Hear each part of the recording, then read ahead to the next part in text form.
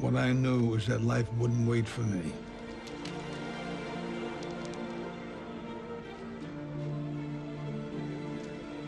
It all happened so fast.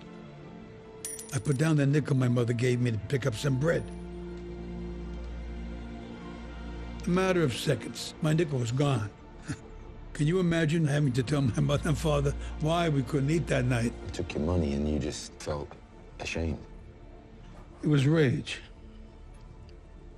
You ever feel that, David?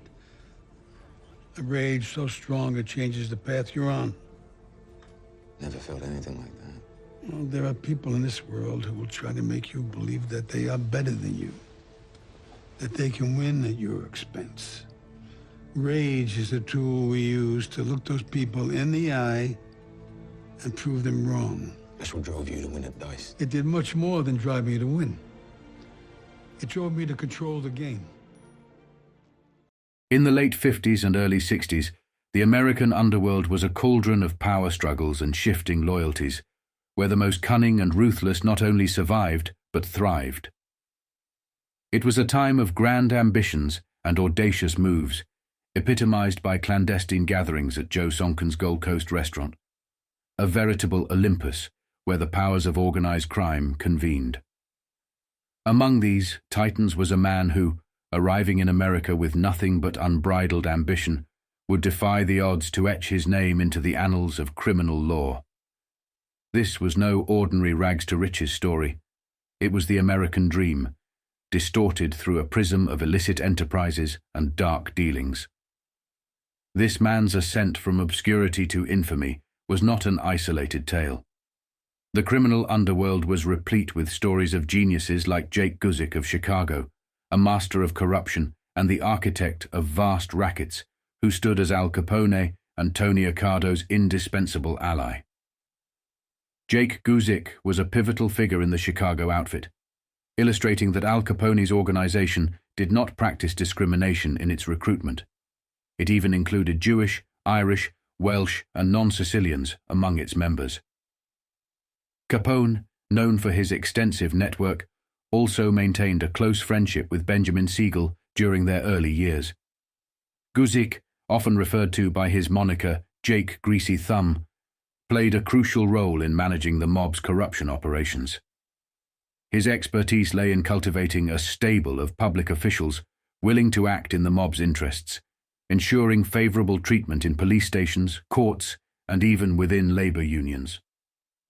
On my channel, I aim to unravel the intricate history of organized crime and corruption, to shed light on how figures like Charlie Luciano, Frank Costello, Meyer Lansky, Carlo Gambino, Russell Bufalino, Santo Trafficante, Carlos Marcello, Paul Rica, Tony Accardo, and a whole lot more have shaped our current landscape.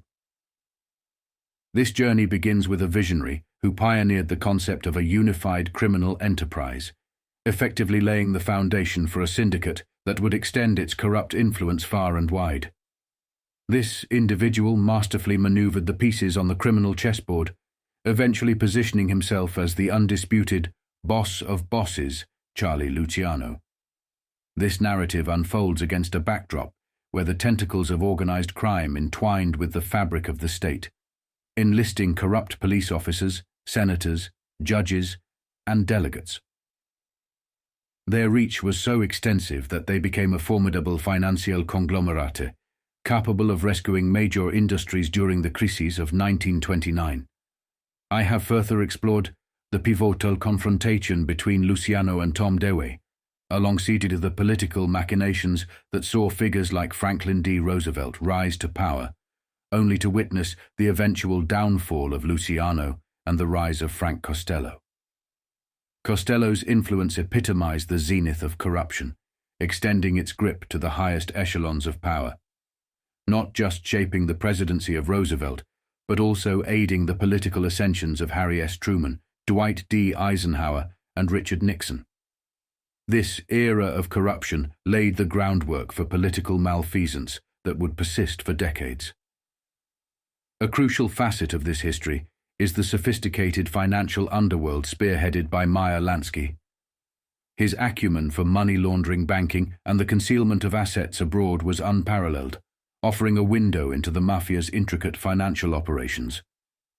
Lansky's genius lay in his ability to corrupt businesses and leverage them for political gain, offering post-career opportunities to politicians and securing their loyalty through financial subterfuge. His ventures were not confined to the US but extended globally, demonstrating the Mafia's far-reaching influence.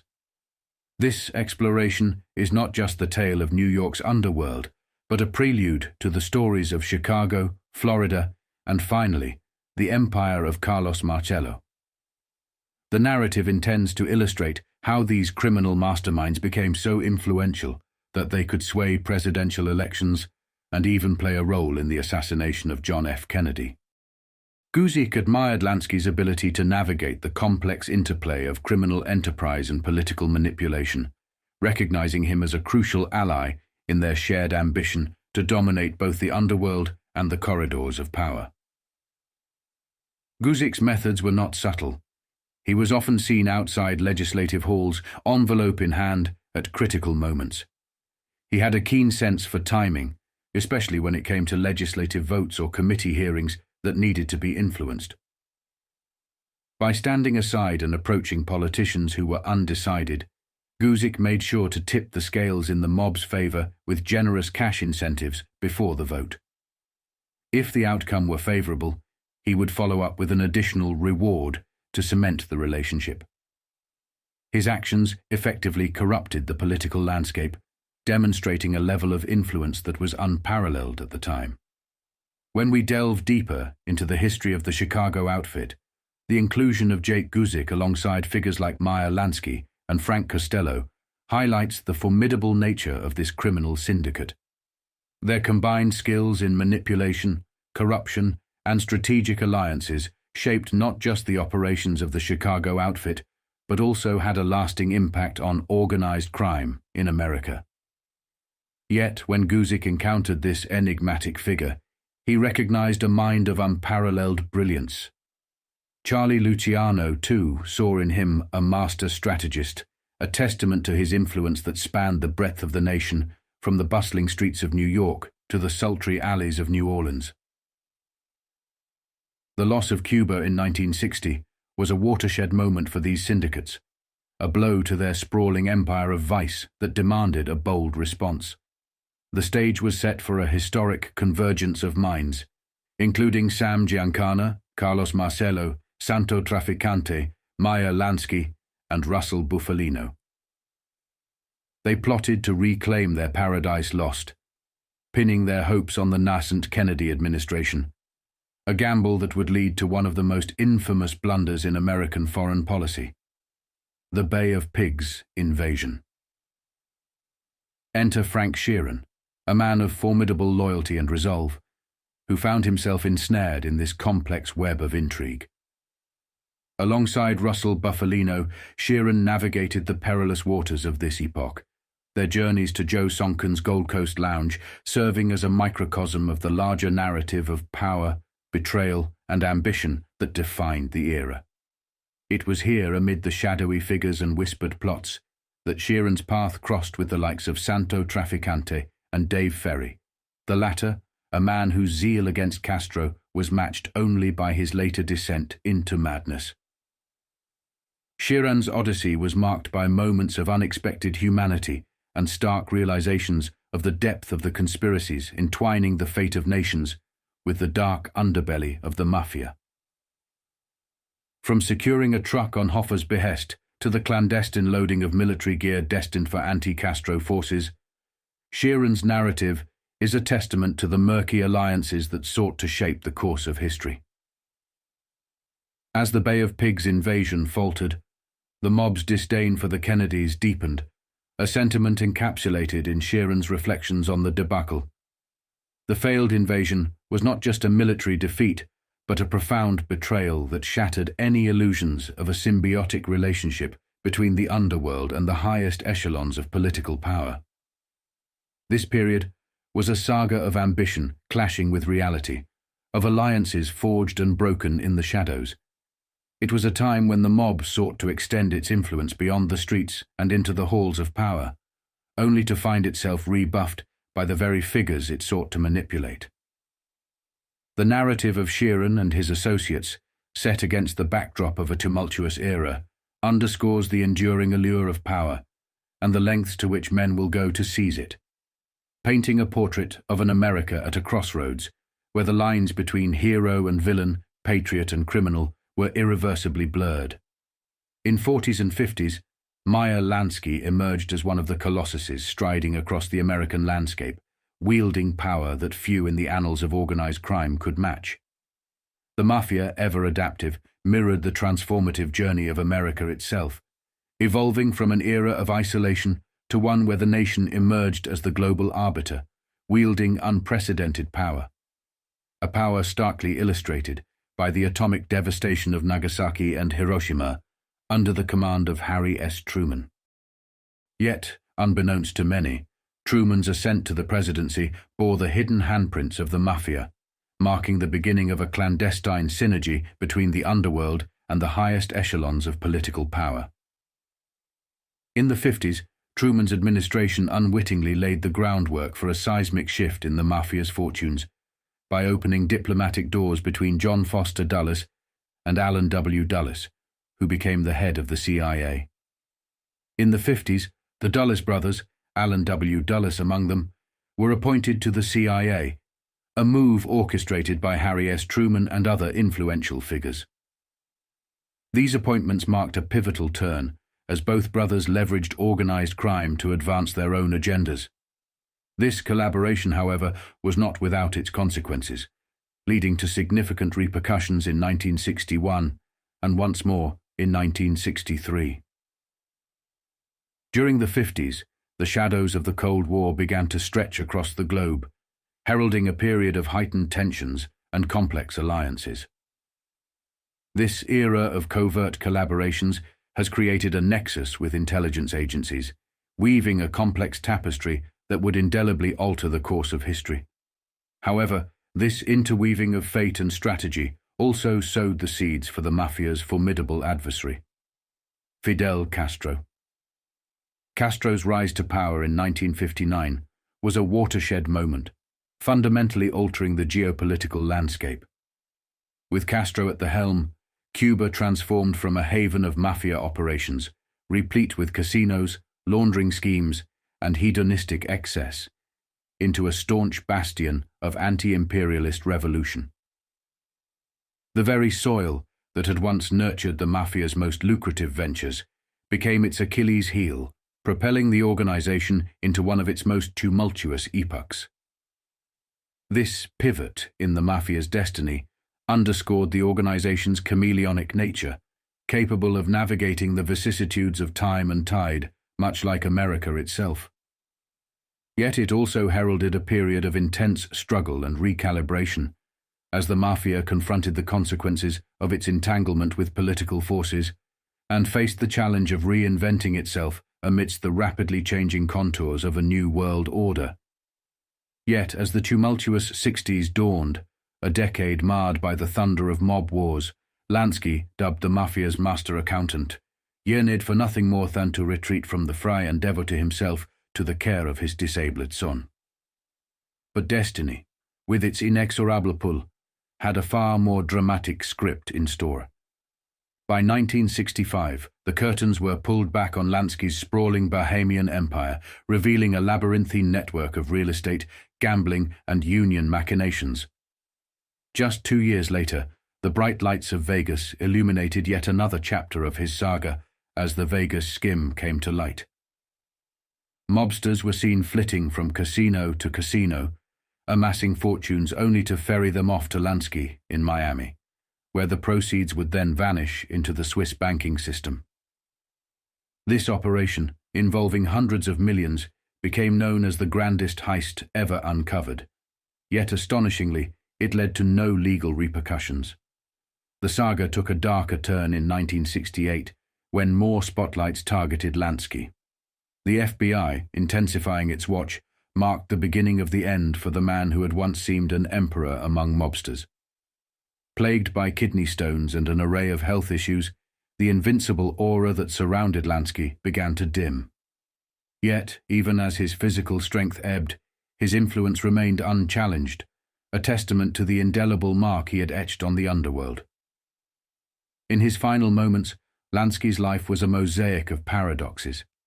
A titan in the realm of mobsters, he was also a devoted son who had fought tooth and nail to uplift his mother from poverty, a father who had moved heaven and earth for his disabled son, and a grandfather whose legacy would be remembered in hushed tones of awe.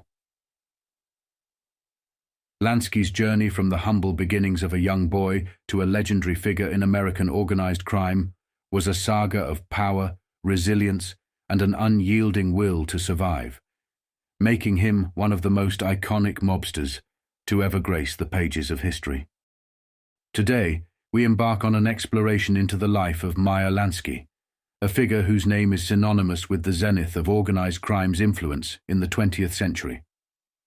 Unlike many of his contemporaries, Lansky was not at the helm of a traditional crime family.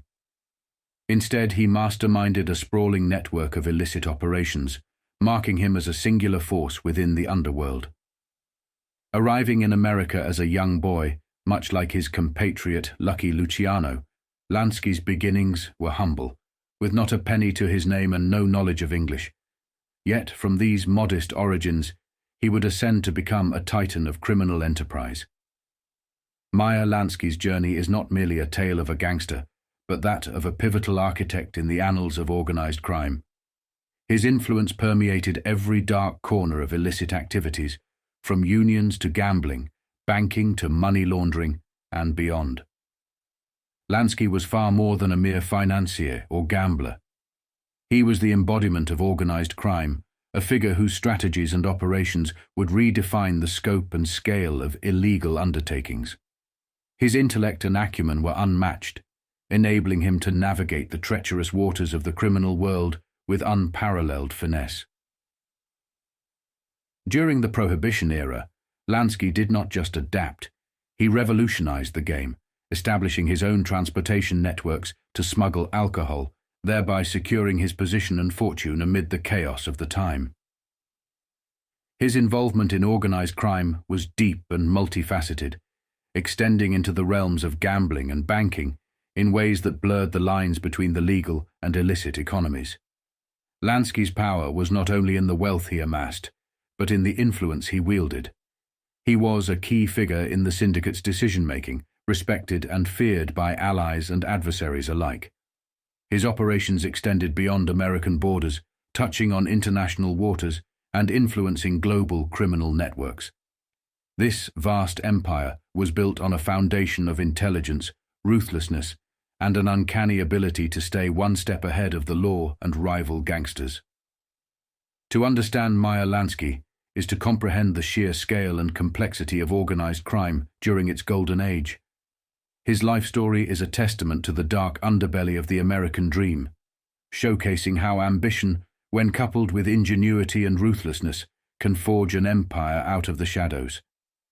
As we delve into the intricate web of Lansky's operations, we uncover not just the story of a criminal mastermind, but a pivotal chapter in the history of organized crime, a saga that reveals the power, cunning, and legacy of Meyer Lansky. The landscape of organized crime in America, long dominated by rigid ethnically based hierarchies, began to undergo a seismic shift with the rise of Meyer Lansky and Lucky Luciano. This era, steeped in division, saw Italian mobsters, Jewish gangsters, and other factions, including Irish, Polish, and various Eastern European groups, each operating within their own silos, often in open conflict with one another. However, the alliance forged between Lansky, Luciano, Frank Costello, Joe Adonis, and a cadre of other visionary criminals would mark the dawn of a new epoch in the underworld. This remarkable coalition transcended the deep-rooted racial prejudices that had previously defined and divided the world of organized crime. Lansky and Luciano, in particular, were the architects of this unprecedented unity.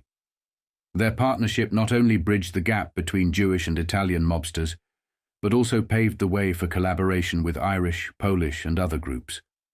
This fusion of talents and resources was revolutionary, signaling the end of isolationist tendencies among the various ethnic factions. The alliance spearheaded by Lansky and Luciano was grounded in mutual respect and shared ambitions, setting aside centuries-old animosities for the sake of greater power and profit.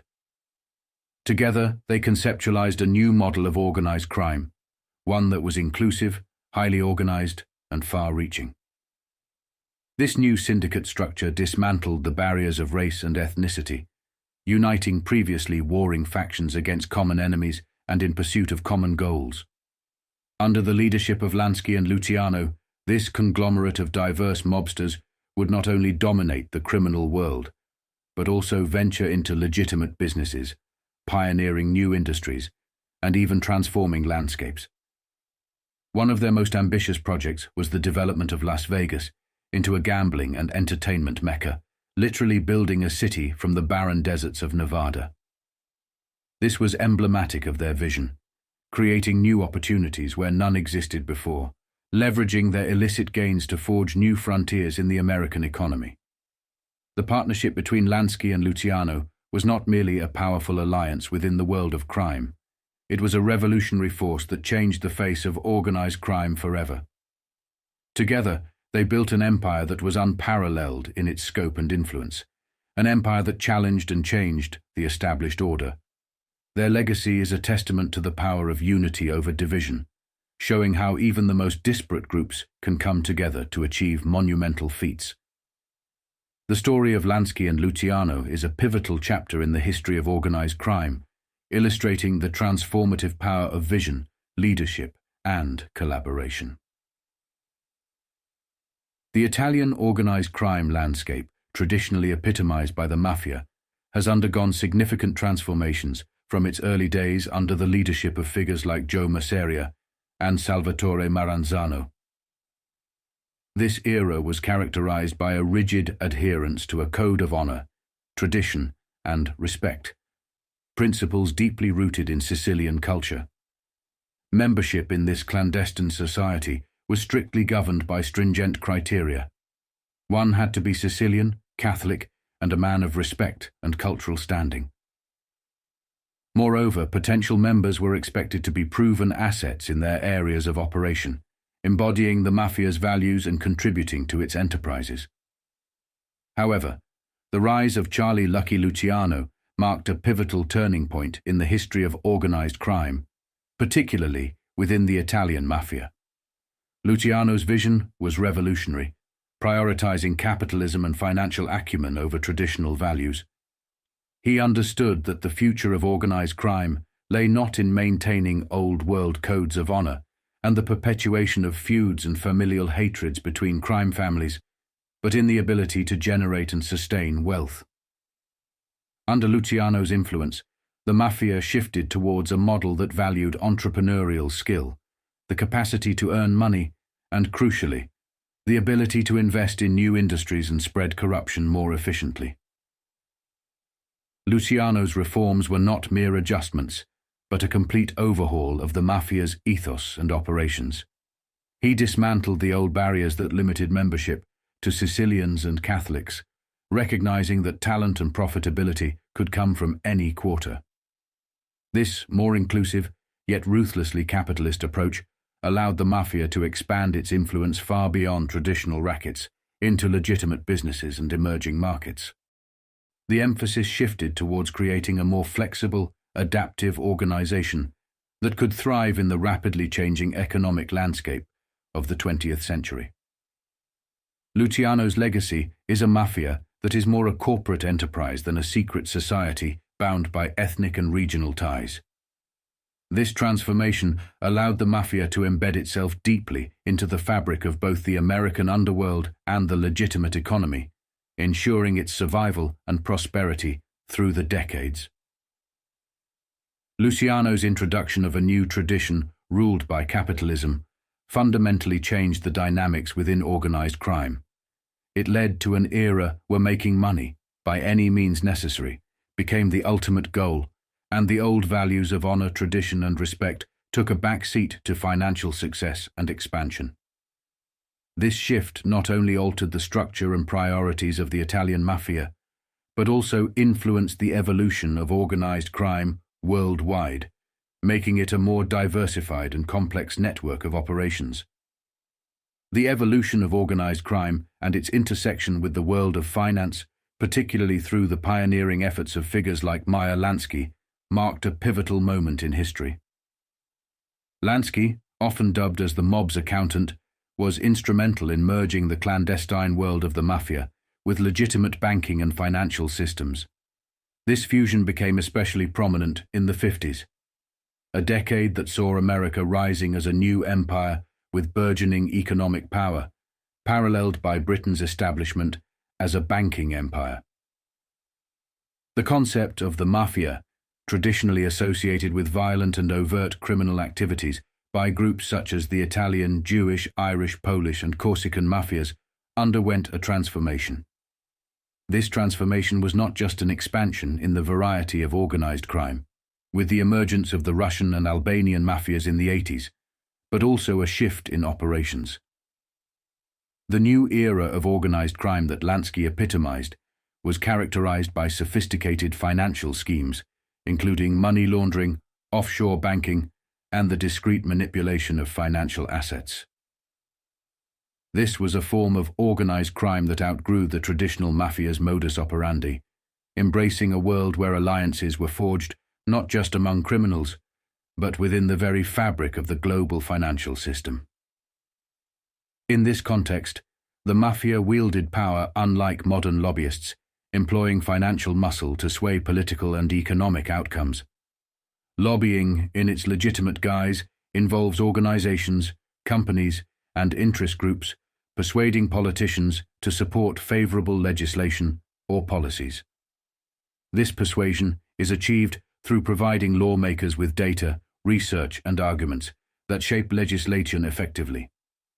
Similarly, the mechanisms of campaign contributions and political action committees, PACs, including the relatively unfettered financial influence of super PACs, highlight how financial resources can be used to gain political leverage. Although super PACs was not around the early days, mobsters simply handed politicians and others who they needed to influence huge amounts of goods, money, and a lot more. In today's world, grassroots campaigning, think tanks, social media, and corporate influence further illustrate the multifaceted approaches to affecting policy and public opinion, drawing a parallel to how organized crime groups have sought to manipulate economic and political systems covertly. Moreover, the role of media, personal networks, union support, and issue advocacy groups in shaping public policy underscores the complex interplay between visibility, influence, and power. The legacy of Meyer Lansky and his contemporaries in marrying the underworld with the upper world of finance was a harbinger of how modern organized crime would evolve. It signified a shift from brute force to sophisticated financial strategies, leveraging the global banking system to launder money, hide assets, and establish a covert empire that paralleled the legitimate economic and political power structures. This historical transition underscores a broader narrative of how influence, whether wielded through the dark channels of organized crime or the legitimate avenues of lobbying and political contributions, remains a potent force in shaping the dynamics of power and governance. Lansky's era was a watershed moment, heralding a world where the lines between legitimate business, finance, and organized crime blurred, setting the stage for the complex interplay of economics and politics that characterizes the global landscape today. In the dawn of the 20th century, a figure emerged onto the American scene, destined to redefine the very fabric of its underworld. Meyer Lansky, a young immigrant whose arrival signaled the beginning of an era, bore witness to horrors that would forever sear the landscape of his soul. Unlike Luciano, who knew the sharp sting of poverty and the gnawing ache of hunger, Lansky was baptized in the fires of persecution. He was a child marked by the shadows of oppression, an eyewitness to the vile acts of murder and hatred fueled by blind bigotry against his faith. Lansky's early years were a crucible of fear and survival, as he navigated a world where the specter of lynching loomed large and his community languished under the heel of relentless racism. His was not just a battle against the deprivation of rights, but a daily war waged in the streets where he grew up. A soldier in the making, his spirit forged in the furnace of adversity. This crucible transformed him into one of the most formidable figures in the criminal underworld, a name synonymous with ruthlessness. His hands stained with more blood than Luciano could ever fathom. Yet within this hardened warrior beat the heart of a son, haunted by the suffering of his beloved mother, witnessing her torment under the weight of oppression, the singular chink in his armored facade. Lansky's audacity knew no bounds.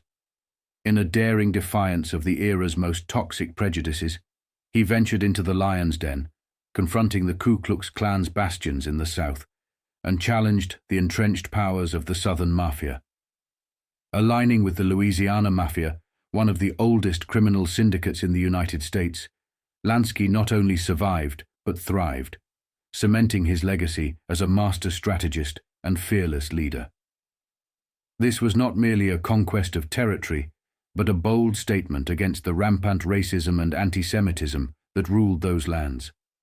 Lansky's exploits were not just acts of defiance, but a testament to his indomitable will, proving that even in the face of America's darkest prejudices, he could carve out an empire of his own.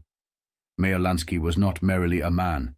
He was a legend, a figure who walked through fear and emerged as the embodiment of resilience and raw power.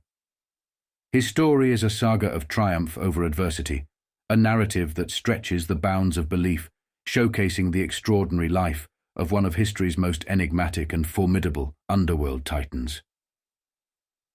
Meyer Lansky, born Meyer Sucholiansky around 1902 in Grodno, a town straddling the border of Russia and Poland, emerged from this rich cultural tapestry.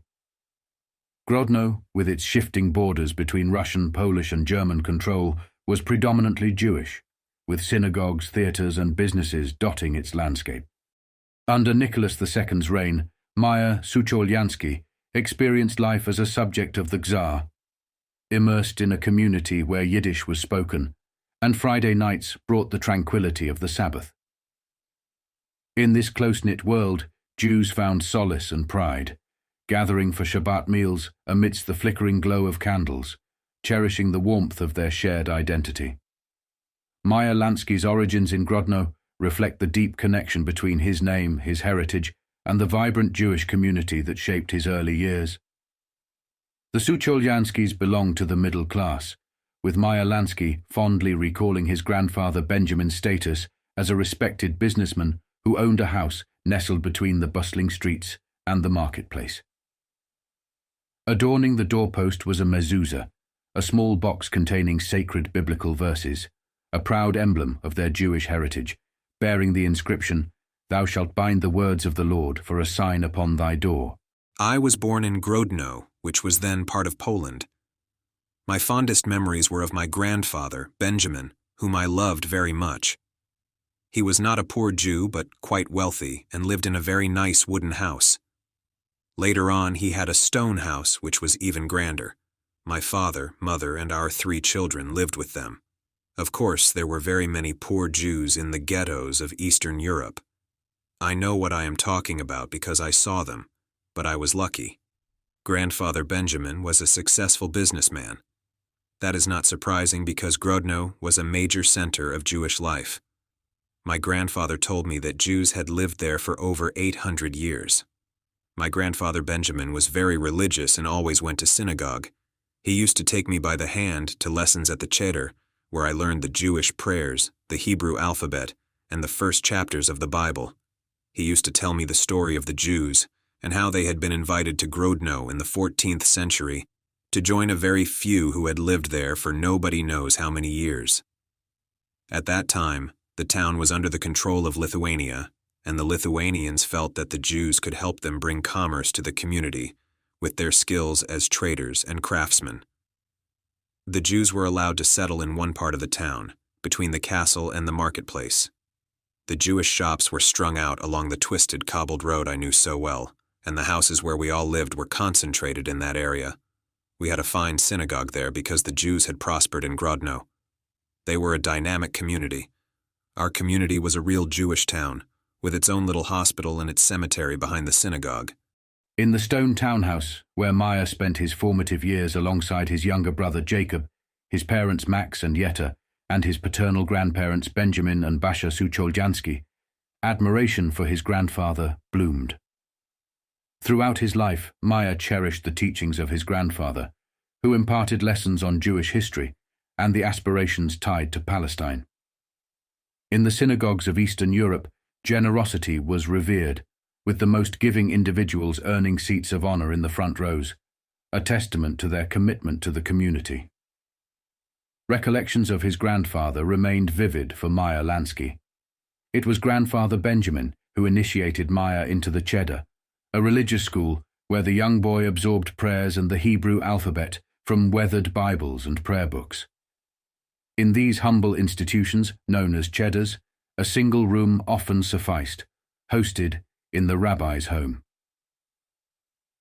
Amidst the warmth of a solitary stove and simple wooden benches, pupils clad in cloth caps recited their lessons in unison, swaying gently as they chanted their shared journey of learning.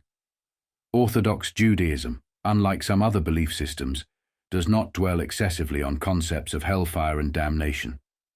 Nor does it burden children with the constant need to introspect for sins. However, the educational priorities of a cheder, a traditional Jewish school, were markedly different. The focus was on reading, studying, and more studying, a pursuit that extended beyond the classroom and permeated life itself. The street of the Jews, the kosher yatkis, was narrow and twisting. In winter, it and the little alleys around it were covered in deep snow. In the spring, they were a sea of mud. The Jewish traders imported the goods needed by the local peasants and farmers and traded in wheat, honey, iron tools, and farming equipment. They brought merchandise like furs, paper, pepper, salt, and rice from far away. I used to wander from shop to shop fascinated by the sight and smell of all these strange goods, and Grodno was also an important center of Jewish learning. The wise men of the Torah would teach the young men gathered at their doors. The community produced many famous rabbis, whom in Grodno were known for miles around for their piety and knowledge grandfather told me about. There was great joy on the day when the stone synagogue we called the Grosse Schule was finally completed. For a long time, the Jews were tolerated in Grodno under the protection of the local rulers because they did bring prosperity. Yet as my grandfather told me, and I saw the evidence with my own eyes, the Jews of Grodno lived under the shadow of uncertainty and fear. They never knew when the mood of their masters would change, or when there would be different masters. The city was on the Polish-Russian frontier, and it changed ownership several times. In Orthodox Jewish communities, the highest honor was not in business success, but in scholarly achievement, particularly in becoming a rabbi. Mothers, with tender affection, would whisper over their sons' cradles, envisioning a future where they might fulfill this esteemed role. A Torah scholar could anticipate finding a well-off match and could rely on support from the bride's family as he dedicated himself to learning. Grodno, Meyer Sucholjansky's birthplace, was a magnet for such aspirants. Scholars from afar would flock to the town, congregating around the homes of esteemed rabbis, engrossed in debates that spilled into the streets, imbuing Grodno with an academic vibrancy reminiscent of a university town. However, the vibrant Jewish life that had thrived in Grodno for centuries faced mounting threats. With Tsar Alexander III's rise to power in 1881, the tide of anti-Semitism surged, culminating in official decrees that restricted Jewish land ownership, educational opportunities, and even the freedom to adopt non-Jewish names. The state-sanctioned persecution escalated with pogroms and attacks, fueled by accusations of Jewish exploitation.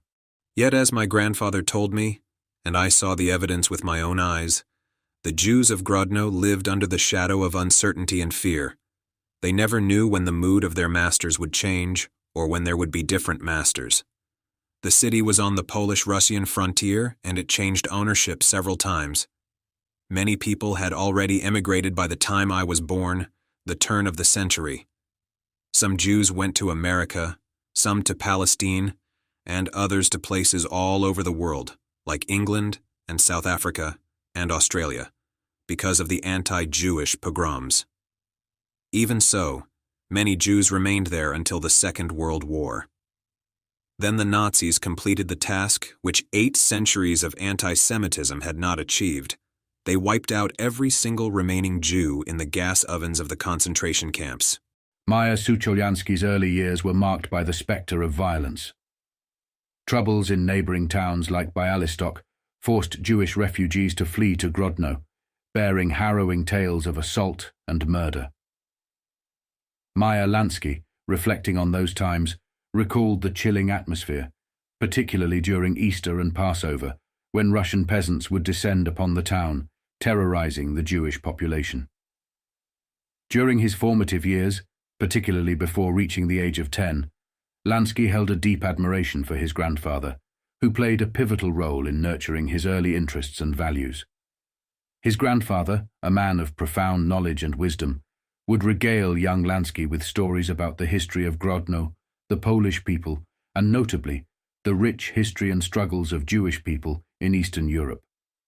These narratives often highlighted the persecution they endured at the hands of the Russians, and later, the Nazis. For Lansky, these stories were not just tales of the past. They were lessons that instilled in him a deep respect for knowledge and an understanding of his heritage and the resilience of his people. This backdrop of historical awareness and personal connection to the struggles of his ancestors shaped Lansky's character and his actions in the decades to come. Transitioning from a state of vulnerability in his youth to becoming one of the most influential figures in America. By the 30s and 40s, Lansky's journey was marked by a profound sense of justice and defiance against oppression. His resolve was particularly evident in his stand against Nazism. Lansky did not just oppose Nazi ideology, he actively fought against it. Alongside figures like Red Levine and Benjamin Siegel, he was part of a group of ruthless Jewish gangsters who took a bold stance against Nazi sympathizers in America. They infiltrated Nazi rallies, including those that were clandestinely organized, to disrupt them violently. It is noteworthy that Lansky was said to orchestrate interventions that went beyond mere disruption. He allegedly directed individuals like Red Levine to target Nazi sympathizers, and those supporting fascist ideologies with lethal force. Lansky's actions during this period reflect a man deeply influenced by his early experiences and the historical injustices faced by his people. His efforts to combat Nazism in America demonstrate a fierce commitment to combating tyranny and protecting his community, principles likely rooted in the stories and values imparted by his grandfather. Through these acts, Lansky sought not only to challenge the spread of fascism, but also to honor the struggles and resilience of his ancestors. The good times of the Jews frequently became the bad times, as my grandfather called them. When the anti-Semitic riots began, it devastated the community. For instance, in the 17th century, the Russians were in command, and they wanted to expel all the Jews. For a start, the priests demanded that the Jews brick up all their windows that faced churches. They did not want a dirty Jew to cast his eyes on a church. And my grandfather told me about the time when they tried to make the Jews stop speaking Hebrew. The Jews resisted that, but the priests also kidnapped a number of Jewish children. Each time the Jews would band together and raise the ransom money to pay the priests and get the boy or girl released. Some of the Russians adopted the priests' habit and began to kidnap Jewish children too. It was extra income, you might say. Again and again, the Jewish community had to dig deep into their pockets to buy back a kidnapped child. Lansky recounted instances of brutality, including an uncle who lost his arm in a clash with Cossacks, a grim reminder of the dangers lurking in a world overshadowed by prejudice and violence. Grodno stood out among the few Eastern European communities where Jewish residents responded to violence with organized self-defense. The community did struggle, however, it did survive. It had a great tradition. For instance, The first Hebrew books for that area had been printed in Grodno, and in spite of restrictions, the Jewish businessmen had built a textile mill and a tobacco factory that employed not only Jews, but other people. But then conditions deteriorated rapidly in the 19th century, in my grandfather's lifetime. By this time, Jews lived in 40% of the houses in Grodno, and some of them also owned land. Then the pogroms broke out, and some of the Jews decided to emigrate. The worst time for the Jews in Grodno and other ghetto communities was always at Easter and the Passover. I remember the scenes from my own childhood. When I was 4 years old, a great many frightened Jews came to stay in Grodno. They had fled from Bialystok, which was not far away. Even though I was so young, I remember the stories they told about their wives and daughters being raped and murdered, though I did not really understand what they meant. Lansky was exposed to some of the most harrowing tales imaginable about the atrocities committed against Jewish communities. During this period, Luciano, still at a young age, was primarily concerned with basic survival needs like food and avoiding hunger, a worry he shared with Costello. In stark contrast, Meyer Lansky experienced an entirely different upbringing. His early years were overshadowed by a pervasive sense of fear, deeply marked by terrifying stories of violence and persecution targeting Jewish people. These refugees told how their homes had been burned down by the Cossacks and all their possessions stolen. Others were thrown naked into the snow and froze to death. The authorities encouraged the pogrom fever, and it spread to Grodno. I saw myself how the peasants used to go into the little Jewish shops and look at the goods. They used to say, "Jews, Christ killers, do not sell us anything. Some night we will take all your things and you at the same time." They would hit Jews and push the women around, and they would laugh while they put their hands on the women's private parts and squeezed them. There was nobody to protect the Jews when he was a youngster, during the reign of Nicholas I of Russia. My grandfather told me that the worst times of all occurred during the reign of Nicholas I of Russia. This dreadful anti-Semitic despot, as my grandfather called him, brought in hundreds of anti-Jewish laws. For no reason whatsoever, Jews were expelled from villages where they had lived for hundreds of years. Yiddish and Hebrew books were torn up. They established a covert self-defense group, concealing weapons in their homes and honing their shooting skills in the nearby woods. Their targets included complicit policemen who aided their oppressors. It was when I was a boy that they got worse and worse, and the whole countryside was full of riots against the Jews in our ghettos. One man, I do not remember his name but I wish I did, held a meeting in my grandfather's house. "A Jew can fight. I will teach you how. We have no arms, but it does not matter. We can use sticks and stones. Even if you are going to die, at least do it with honor. Fight back. Stop being cowards. Stop lying down like stupid sheep. Do not be frightened. Hit them, and they will run. If you are going to die, then die fighting. Protect your beloved ones. Your women folk should be able to rely on you." That speech is burned into my memory to this day. I was not supposed to be listening and had been sent to bed, but I crawled it out to eavesdrop. I carried this soldier's words with me when I finally traveled with my mother to America and the Lower East Side. I remember every single word and exactly how he sounded, even his accent.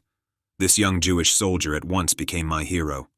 When Lansky arrived in New York, he actively combated fascists and racists on the streets, staunchly defending Jewish communities. However, the period from the mid to late 40s marked a significant shift.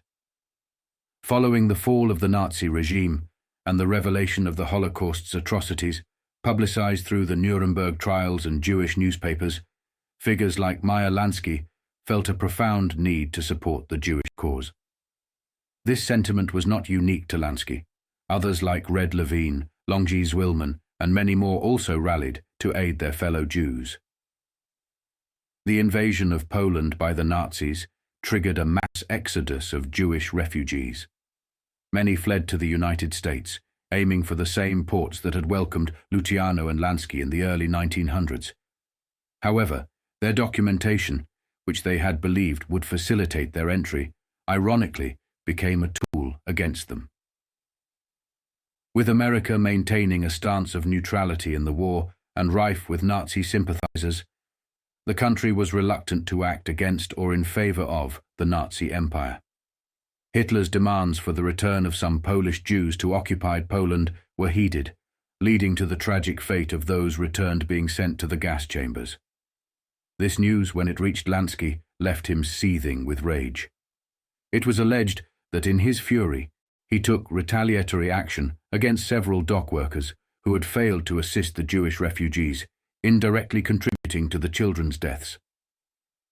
The visit of a soldier to Meyer's village served as a pivotal moment for him, teaching a crucial lesson about the importance of resistance and courage. It inspired him to become someone who actively stands up and fights against injustice rather than passively enduring it. This experience instilled in him a resolve to not simply accept wrongdoing, but to take a stand and make a difference. But he had a lot of opposition in Grodno. The older Jews said he was a troublemaker. They said it was better if we kept quiet, as they had always done. Then maybe the Cossacks and the priests would leave us alone. That was the view of the older people. The soldiers shouted and screamed at them, calling them cowards and chickens and worse. But a good many of the younger men and boys agreed with him, and so he started self-defense groups. That fall, near Yom Kippur, we heard that there was going to be a big pogrom. We had advance warning from a friendly Christian. The people were very frightened, but the soldier told us not to run away. He organized a self-defense team for each street, and even middle-aged and older people joined them. I remember he gave orders for us to board up our windows with heavy wooden planks, and told us to hide our gold and other valuables in the woods. Then he got different groups to go to prepared positions in our ghetto. He worked day and night organizing, telling us all where to stand and how to ambush the peasants or the priests when they came to burn down our houses and steal our possessions. I was very excited, even though at 4 or so I couldn't fully understand what was going on. I remember wanting to join in, but my grandfather told me to stay in the house. That is why I always fought back, and why I started my own gang of fellow Jews to protect ourselves. In September 1906, Grodno's Jewish partisans took decisive action, assassinating the Russian district commander of police, who had overseen the tumult in Bialystok during the Jewish holidays, an act shrouded in suspicion. In the end, Jews were not legally permitted to have arms, but the Jews of Grodno somehow amassed 250 revolvers and rifles. Those who did not have arms were given sharpened iron bars, knives, or wooden sticks. When a police inspector, a Russian, visited Grodno, he was killed by one of the commandos from the self-defense groups. This was a revenge killing, solemnly discussed in advance by the underground leaders, because the official was touring the whole region, organizing pogroms. Despite the efforts of the self-defense groups, many Jews saw the writing on the wall and began to leave Grodno in increasing numbers. My grandfather wanted to emigrate to Palestine. My father said the future lay in America. My grandfather kept reminding us of the terrible times of the past and saying that the same thing would happen in America someday. It was a Jew's duty, as the Bible said, to go to Jerusalem. Eventually, Grandfather Benjamin got tired of the arguments and said to my father, "Max, you do what you want to." 2 years later, another senior official, the chief of police from Bialystok, met a similar fate in Grodno, where a Jewish assailant perished in custody. Despite Grodno's resilience, the spectre of anti-Semitism loomed large, casting doubt on the Jewish community's future in a society marked by contempt. Meyer Lansky entered a community grappling with its destiny, torn between seeking refuge in Zionism, the promise of the Holy Land, or pursuing opportunities in America, the land of new beginnings. While a small Grodno kollel had taken root in Jerusalem as early as 1851, offering hope to some 2,000 Jews by 1902, America emerged as another beacon of promise. With over 40,000 Jews immigrating there from Eastern Europe in the 1870s, and as anti-Semitic pressures escalated in Russia, America became a destination for millions seeking refuge. Even as a little boy, I joined in the special prayer we used to say for one of our rabbis who became a martyr. I never knew why until my grandfather told me the story one night. I remember it was a winter's evening and I had nightmares that night and for months. Grandfather told me about the rabbi going for a walk in the fields and coming across the body of a Christian girl who had been raped and then killed with a stone. It was just the rabbi's bad luck that he was the first one to come across the body. He needed help, and the priests who came to see the body decided that he had been the girl's murderer. They said he had done it because he wanted to use her blood for making the unleavened bread, the matzos, which the Jews use at the Passover. They took the rabbi away and kept him in prison for 2 years, torturing him. Then they kept him in a basement underneath their church. Finally, they decided that he was no more use to them, and they killed him by cutting up his body into 4 pieces. They did it while he was still alive. Then, in a big ceremony witnessed by the whole Christian community of the town, they hanged each of the 4 quarters on the walls of Grodno. You can find that in history books. The Jews were finally given permission to take down the mutilated pieces, and they buried the rabbi's remains in our cemetery. If the cemetery still exists, you can see a special corner which was set aside for the rabbi. For Meyer's family, the debate between America and Palestine represented a poignant reckoning, a choice that signaled the potential dissolution of their cherished life anchored in grandfather Benjamin's home, nestled between the castle and the marketplace. While the elder advocated for the Holy Land with his rallying cry, Lisbono habo o Yerushalayim, next year in Jerusalem, the family weighed the implications of their decision against the backdrop of uncertainty and upheaval. After enduring a lifetime of insults from Gentiles, grandfather Benjamin harbored skepticism toward the United States, dismissing it as a land that would only offer more ghettos. What for America, he would argue, staunchly advocating for Jews to fulfill their duty by immigrating to Palestine, a conviction he upheld until his death in Jerusalem on September 10, 1910. His wife, Basha, who accompanied him, passed away a month later, their modest graves funded by the Grodno community in Jerusalem as a tribute to his generosity. Meyer Lansky, reminiscing about his grandfather in his later years, spoke of the enduring warmth of his presence. Meanwhile, Max Sucholiansky, Meyer's father, held firm in his belief in America's promise. Setting out on a challenging journey in 1909, Max ventured alone, eventually securing a stable life that allowed his family to join him within 2 years.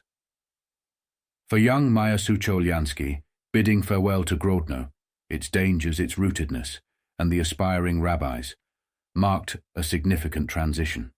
I was 10 years old when my mother and I embarked on our journey to America, a trip that quickly turned into a nightmare.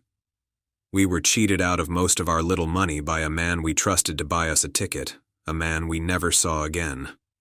Lost and bewildered, a Jewish lady found us and guided us to an official charity house, where children and adults were separated. I was terrified of not being reunited with my mother, feeling it was my duty to protect her as she was overwhelmed with tears. Our passage to America was on the SS Kursk, and it was a difficult one, marked by my mother's confusion and constant weeping, the discomfort of steerage, and the rough sea that made many passengers, including myself, sick. Despite my promise to my mother, I found solace on the deck, away from the unbearable smell and sights of the sick bay. I was determined not to show my own sickness openly, choosing instead to discreetly vomit overboard. The food, served in big wooden buckets, was barely edible, yet I forced myself to eat, understanding even then the importance of maintaining strength. However, the journey to America did not begin smoothly. Amidst the chaos of freight cars, quarantine stations, and endless lines, Yetta Sucholiansky, Meyer's mother, fell victim to a swindler who vanished after taking their money for steamship tickets. Rescued by a welfare association along the emigrant route, the family found temporary refuge in a charity house. Separated from their mother, Meyer and his brother faced the challenges of a different world, grappling with illness and discomfort during the arduous voyage. Despite his own sickness, Meyer concealed his condition from his family, silently enduring the hardships of the journey and assuming the responsibility of protecting his mother amidst the chaos of their new reality. Ultimately, the Sucholjanskis found passage on the SS Kursk from the Latvian port of Libau, bound for America. Meyer, though ill for much of the voyage, stoically navigated his discomfort, harboring a sense of shame for his vulnerability in the face of sickness. Amidst the tumult of immigration and the uncertainties of their new life, Meyer's journey to America began with resilience, determination, and a steadfast commitment to his family's well-being. After over 2 weeks at sea, the Sucholjanski family arrived at Ellis Island on April 8, 1911, a place characterized by its pungent aroma, white-tilled corridors, and stringent immigration procedures. Upon arriving at Ellis Island on April 3, 1911, America did not seem like the paradise I had envisioned. The examination and processing by the immigration authorities were daunting, yet not entirely unkind, given the circumstances. Despite the initial fear and confusion, I quickly felt less frightened, realizing that America, while not the heaven I had imagined, was also not a place of devils. My date of birth was officially recorded as July 4, 1902, perhaps an attempt by the immigration officials to instill patriotism in a small boy they saw before them, though I knew I was 10 years old. With the help of Jewish interpreters who could speak both English and Yiddish, my mother and I were coached through the questioning process, a small beacon of guidance in an otherwise overwhelming experience. It was not too bad for us, really, because my mother told the authorities the truth, that my father had sent money for us and was waiting for us. Sometimes these days, I go for a walk on the Lower East Side to see where I used to live. The streets looked bigger to me as a boy. I thought of my grandfather Benjamin as soon as I got there. I knew immediately he was the one who'd been right.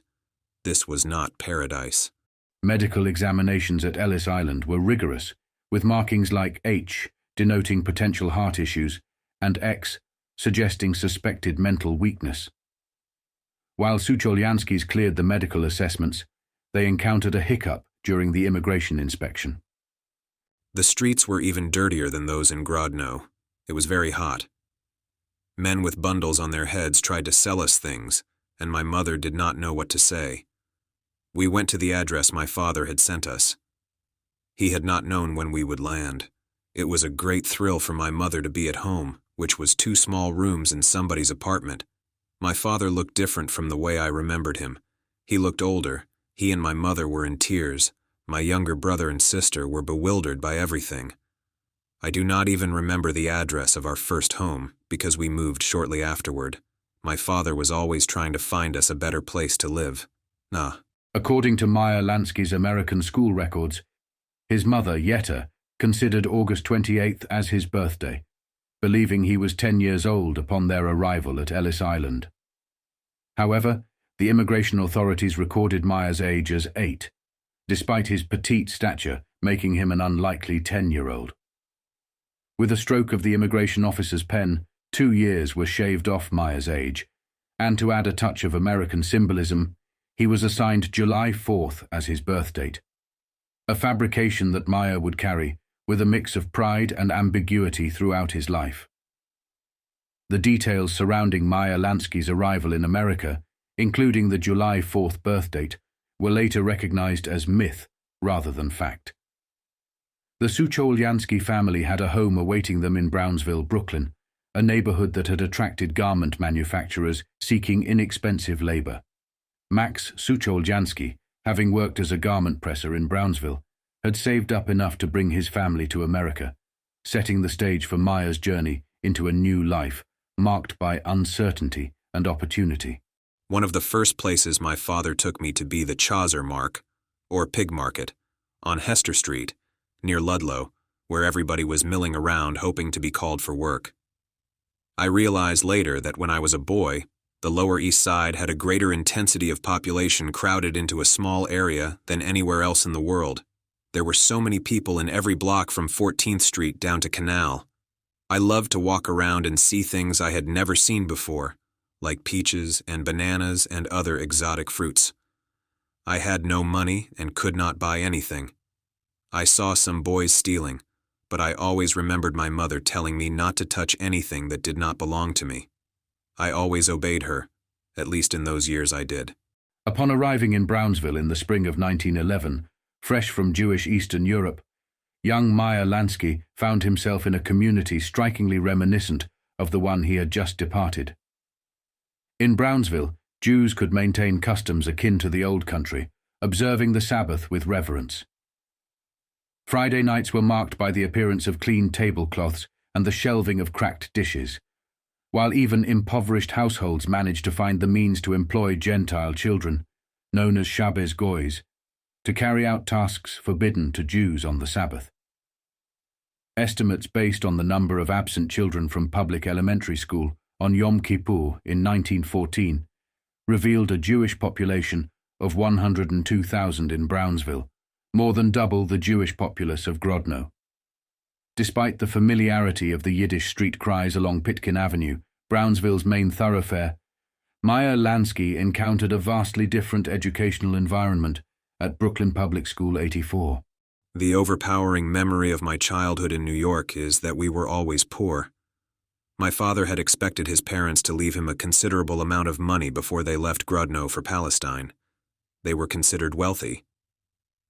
But after we settled in New York, we got word that my grandparents had died leaving nothing, and this disappointment on top of his present poverty was a terrible blow. My father, Max Sucholyansky, never fully recovered. He was unable to climb out of the grueling poverty of the Lower East Side, and he slowly became nothing but a minor influence in our lives. 1. Gone were the intimate lessons in a rabbi's parlor. Instead, Meyer and his brother Jake were thrust into the chaos of a crowded municipal school. Contrary to popular belief, Meyer Lansky did not adopt the Americanized version of his Polish surname during his later years of delinquency. School records show that he and his brother were registered simply as Lansky, indicating their father's early commitment to their new homeland. Recognizing that Jewish surnames were largely inventions of Gentile society, the Sucholyansky family embraced their new identity. Despite the language barrier, Meyer proved to be an exceptional student in New York schools, where no special accommodations were made for non-English speakers. Thriving under the strict guidance of his teachers, Meyer cherished his education, expressing a love for learning. His academic record at Public School 84 and later Public School 165 displayed a string of top grades punctuated only by occasional B grade. Recognized for his exemplary conduct, Meyer consistently progressed through grade levels at a rapid pace, a testament to his academic prowess and determination to succeed. By June 1914, Meyer had advanced to the 6th grader, a remarkable feat achieved in little more than 3 years since starting school. Dr. Saul Badanes, the principal of Public School 84, where the Lansky brothers began their education, was among the pioneering Jewish headmasters in Brownsville. He revolutionized teaching methods, recognizing that traditional approaches often left young students disheartened, particularly in arithmetic. Dr. Badanes devised the Badanes system of primary arithmetic, introducing fresh, engaging techniques to make numbers tangible and accessible to children. This innovative system became the cornerstone of teachers' manuals for the first grades across Brooklyn, instilling a newfound enthusiasm for arithmetic. Meyer Lansky's education extended far beyond arithmetic. He recalled a rich curriculum encompassing spelling, geography, chemistry, science, and history, from ancient Rome to contemporary America. Memorizing the Gettysburg Address and American poetry, including works by Shakespeare, left an indelible mark on Meyer's intellectual development. Despite the modest beginnings of the Lansky family, residing at 33 Chester Street in Brownsville's bustling tenement district behind Pitkin Avenue, Meyer's surroundings were vibrant with social and political activism. Nearby, in 1916, Margaret Sanger faced imprisonment for opening America's first birth control clinic, responding to the area's challenges of overcrowding and hardship. In later years, Meyer Lansky identified as a liberal Democrat, a political stance rooted in his experiences of poverty and struggle. Despite his later success in private enterprise, he remained steadfast in his political beliefs. In 1912, the Lansky family relocated 7 blocks south to 894 Rockaway Avenue, where a 3-story brick tenement adorned with an ornate cornice provided their new home. Though the specific floor of their apartment remains unknown, the uniformity of the living spaces reflected the cramped nature of tenement life, reminiscent of a home within a railway boxcar. The living conditions Costello endured were unspeakably harsh, driving him to spend nights outside rather than witness his family's struggle with poverty, a sight he found unbearable. Similarly, Charlie Luciano witnessed his parents being pushed to their limits, working tirelessly for meager wages that barely kept them afloat. Lansky, too, saw his family grappling with hardship. Deeply attached to his mother, he was pained to see her exploited, working long hours for scant pay. Despite her efforts to support the family, their situation remained dire.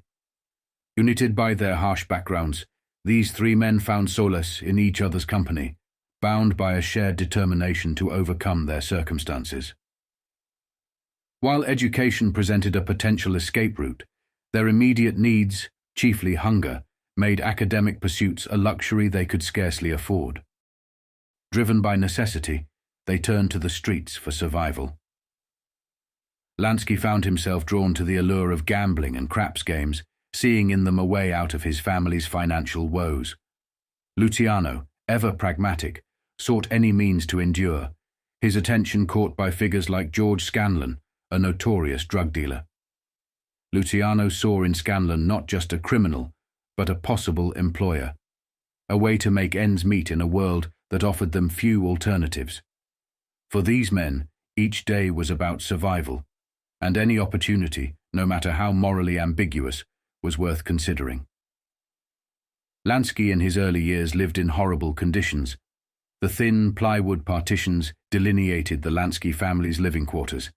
A couple of bedrooms, each no larger than 8 by 8 feet. A narrow sitting area referred to as a lounge, and a kitchen equipped with a stove, zinc bath and dining table, with the toilet adjacent. Privacy was scarce in this setting, yet Brownsville, during those times, retained a rural charm, with sprawling farms and open fields nearby. Meyer recalled sightings of cows grazing not far from Rockaway Avenue, a reminder of the area's agrarian roots. Among the reunified family, Max and Yetta welcomed 3 daughters, Rose, Lena, and Esther. While Rose and Lena's lives were tragically cut short, Esther became a devoted sister and advocate for her elder brothers, Meyer and Jake. Despite their closeness, the Lansky family faced financial hardships. Meyer reminisced about periods of scarcity when food was barely sufficient for survival. The family's circumstances prompted a move from Brownsville to the Lower East Side of Manhattan in the autumn of 1914, a shift not seen as progress, but rather a downgrade in living standards. Meyer viewed the move with disdain, considering it a reflection of his father's perceived failure to secure better opportunities for the family. Max Sucholiansky, while diligent and gentle, never earned the respect or gratitude of his elder son, who held himself responsible for protecting his mother's welfare. In Meyer's eyes, his grandfather Benjamin emerged as the epitome of success and honor, contrasting starkly with his father's perceived shortcomings. Meyer's aspiration for wealth and security stemmed from his desire to ensure his mother's comfort for the remainder of her life, devoid of paternal influence. Despite Max's efforts to secure a fresh start for the family in America, Meyer's resolve to forge his own distinct path underscored his ambition and desire for a life different from his father's cautious and conventional trajectory. At 11 years old, Meyer Lansky's life took a pivotal turn with his family's move to Manhattan, settling into a tenement at 546 Grand Street, nestled just over a mile from the bustling corridors of City Hall and the architectural grandeur of Wall Street. The year was 1914, and the Lower East Side was a vibrant, chaotic tapestry of life, with its bustling pushcarts, eager peddlers, and the ubiquitous presence of fire escapes adorning the facades of brick buildings, including the cramped and stifling apartment the Lanskys called home. Lansky recalled the extreme temperatures of their new home, hot in summer, cold in winter, a place where he found little comfort. Despite the discomforts of home, Lansky was drawn to the world of books and knowledge immediately upon their arrival in Manhattan, discovering solace and inspiration within the walls of nearby libraries. Just a 10-minute walk from Grand Street, the Seward Park branch of the New York Public Library and the Educational Alliance stood as beacons of learning and opportunity. Gangsters are not merely forged on the streets amidst battles for dominance. Their true mettle is tested in environments like prison, where they are pitted against others just as formidable. The notion that wielding a gun on the streets can easily brand someone a gangster is challenged when that individual is placed in prison, surrounded by those equally ruthless. It is in such crucibles that the truly tough emerge victorious, while the weaker ones falter. Surviving on the streets requires toughness, but there exists another realm where gangsters thrive through intellect, cunning and manipulation, using their minds as their primary weapon. Lansky, for example, famously stated, "You can be the hardest, I'll just be the smartest." He epitomized the archetype of a gangster who not only possessed physical toughness, but also excelled in intellectual warfare, becoming known for his strategic acumen in the criminal underworld. Luciano regarded Lansky as one of the toughest individuals he knew, surpassing anyone from the Bronx, Manhattan, and including both Italians and Jews. Yet Lansky's true strength lay not in physical violence, but in his exceptional intelligence. He was highly educated, mastering the art of being a boardroom gangster, where his strategic mind and ability to maneuver through complex situations made him a formidable figure. This dual nature of gangsterism, where intellect and physical toughness intertwine, showcases the complexity and diversity within the ranks of organized crime. The true essence of Meyer Lansky's gangster persona was cultivated not in the harsh streets, but within the silent, intellectual confines of libraries. Lansky, a figure of immense book smarts and savvy, dove into the depths of history, learning about conquerors, battles, and the achievements of great men. Whenever he encountered a book too complex to grasp, he found guidance within the vibrant Jewish community, known for its intellectual prowess and reverence for knowledge. This community played a pivotal role in Lansky's education, offering him insights he struggled to understand on his own. Lansky's admiration was not solely for intellect. He valued individuals who possessed not just intelligence, but also class, those who were well-versed in history and heritage. This respect for knowledge and sophistication was not unique to Lansky. Icons like Tony Accardo, Charlie Luciano, Frank Costello, Joe Adonis, and Carlo Gambino all shared a desire to associate with those who were knowledgeable about history and culture. They aimed to be perceived not as mere gangsters, but as honorable businessmen, engaging with those who could speak on topics far removed from the grim realities of murder, vice, and corruption. In an era where gangsters were typically forged on the streets, Lansky's journey was markedly different. He leveraged the freely available resources of libraries, seizing the opportunity to educate himself beyond the constraints of his immediate environment. This approach set him apart, proving that the foundation of true gangsterism lies not in brute strength or street credibility, but in the power of knowledge and intellectual cunning. Lansky's story is a testament to the idea that the most formidable gangsters are those born out of a quest for knowledge, in places filled with books rather than bullets. These institutions offered an escape and a ladder to a better life for countless Jewish immigrants living in the cramped tenements. Lansky, with his passion for history, biographies, sports, mechanical magazines, and books on natural resources, found a second home in these havens of education. The Seward Park Library and the Educational Alliance formed a cultural nexus on East Broadway, surrounded by night high schools where determined young immigrants pursued their dreams of professional success. This educational ecosystem nurtured talents like David Sarnoff, Eddie Cantor, and Jan Pearce, who walked through its doors on their way to distinguished careers, their achievements, a testament to the Jewish community's resilience and ambition. However, the streets surrounding 546 Grand Street offered a starkly different education. The vibrant and sometimes notorious street life provided a backdrop of temptation and opportunity, a stark contrast to the disciplined pursuit of self-improvement within the libraries. The Lower East Side, with its lively but sometimes disreputable character, exposed Lansky to the full spectrum of possibilities America had to offer, an environment of stark contrasts where the promise of a better life coexisted with the allure of the streets. This environment was a crucible for Lansky, shaping his understanding of the world and his place within it. It was here, amidst the push and pull between the pursuit of knowledge and the enticements of street life, that Lansky began to forge his path. The Lower East Side, with its complex interplay of cultural enrichment and streetwise survival, provided the backdrop against which the young immigrant's journey unfolded, setting the stage for the legendary figure he would become.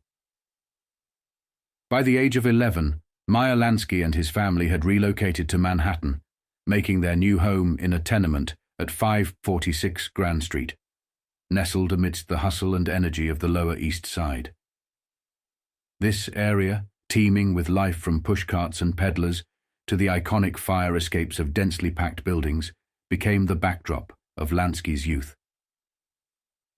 As Costello transitioned into legitimate endeavors later in his life, his new circle of legitimate associates often found themselves needing to rationalize his murky and complex past. They invariably pointed to the dire poverty from which he and his contemporaries emerged, particularly highlighting the grim conditions of New York in 1949. The Lower East Side and the ghettos of Harlem were notoriously tough neighborhoods, where survival was far from guaranteed. These areas were sharply divided along ethnic lines, with Irish, Italian, Jewish, and black communities each staking out their own territories. Despite the vibrant and colorful cultures that thrived within these divisions, the shadow of hardship loomed large, with many families teetering on the brink of destitution. The absence of a social safety net meant the loss of a family's breadwinner could spell disaster, leaving them with no means of support. In this unforgiving environment, Luciano and Costello were compelled to take up arms and engage in illicit activities simply to keep their families afloat.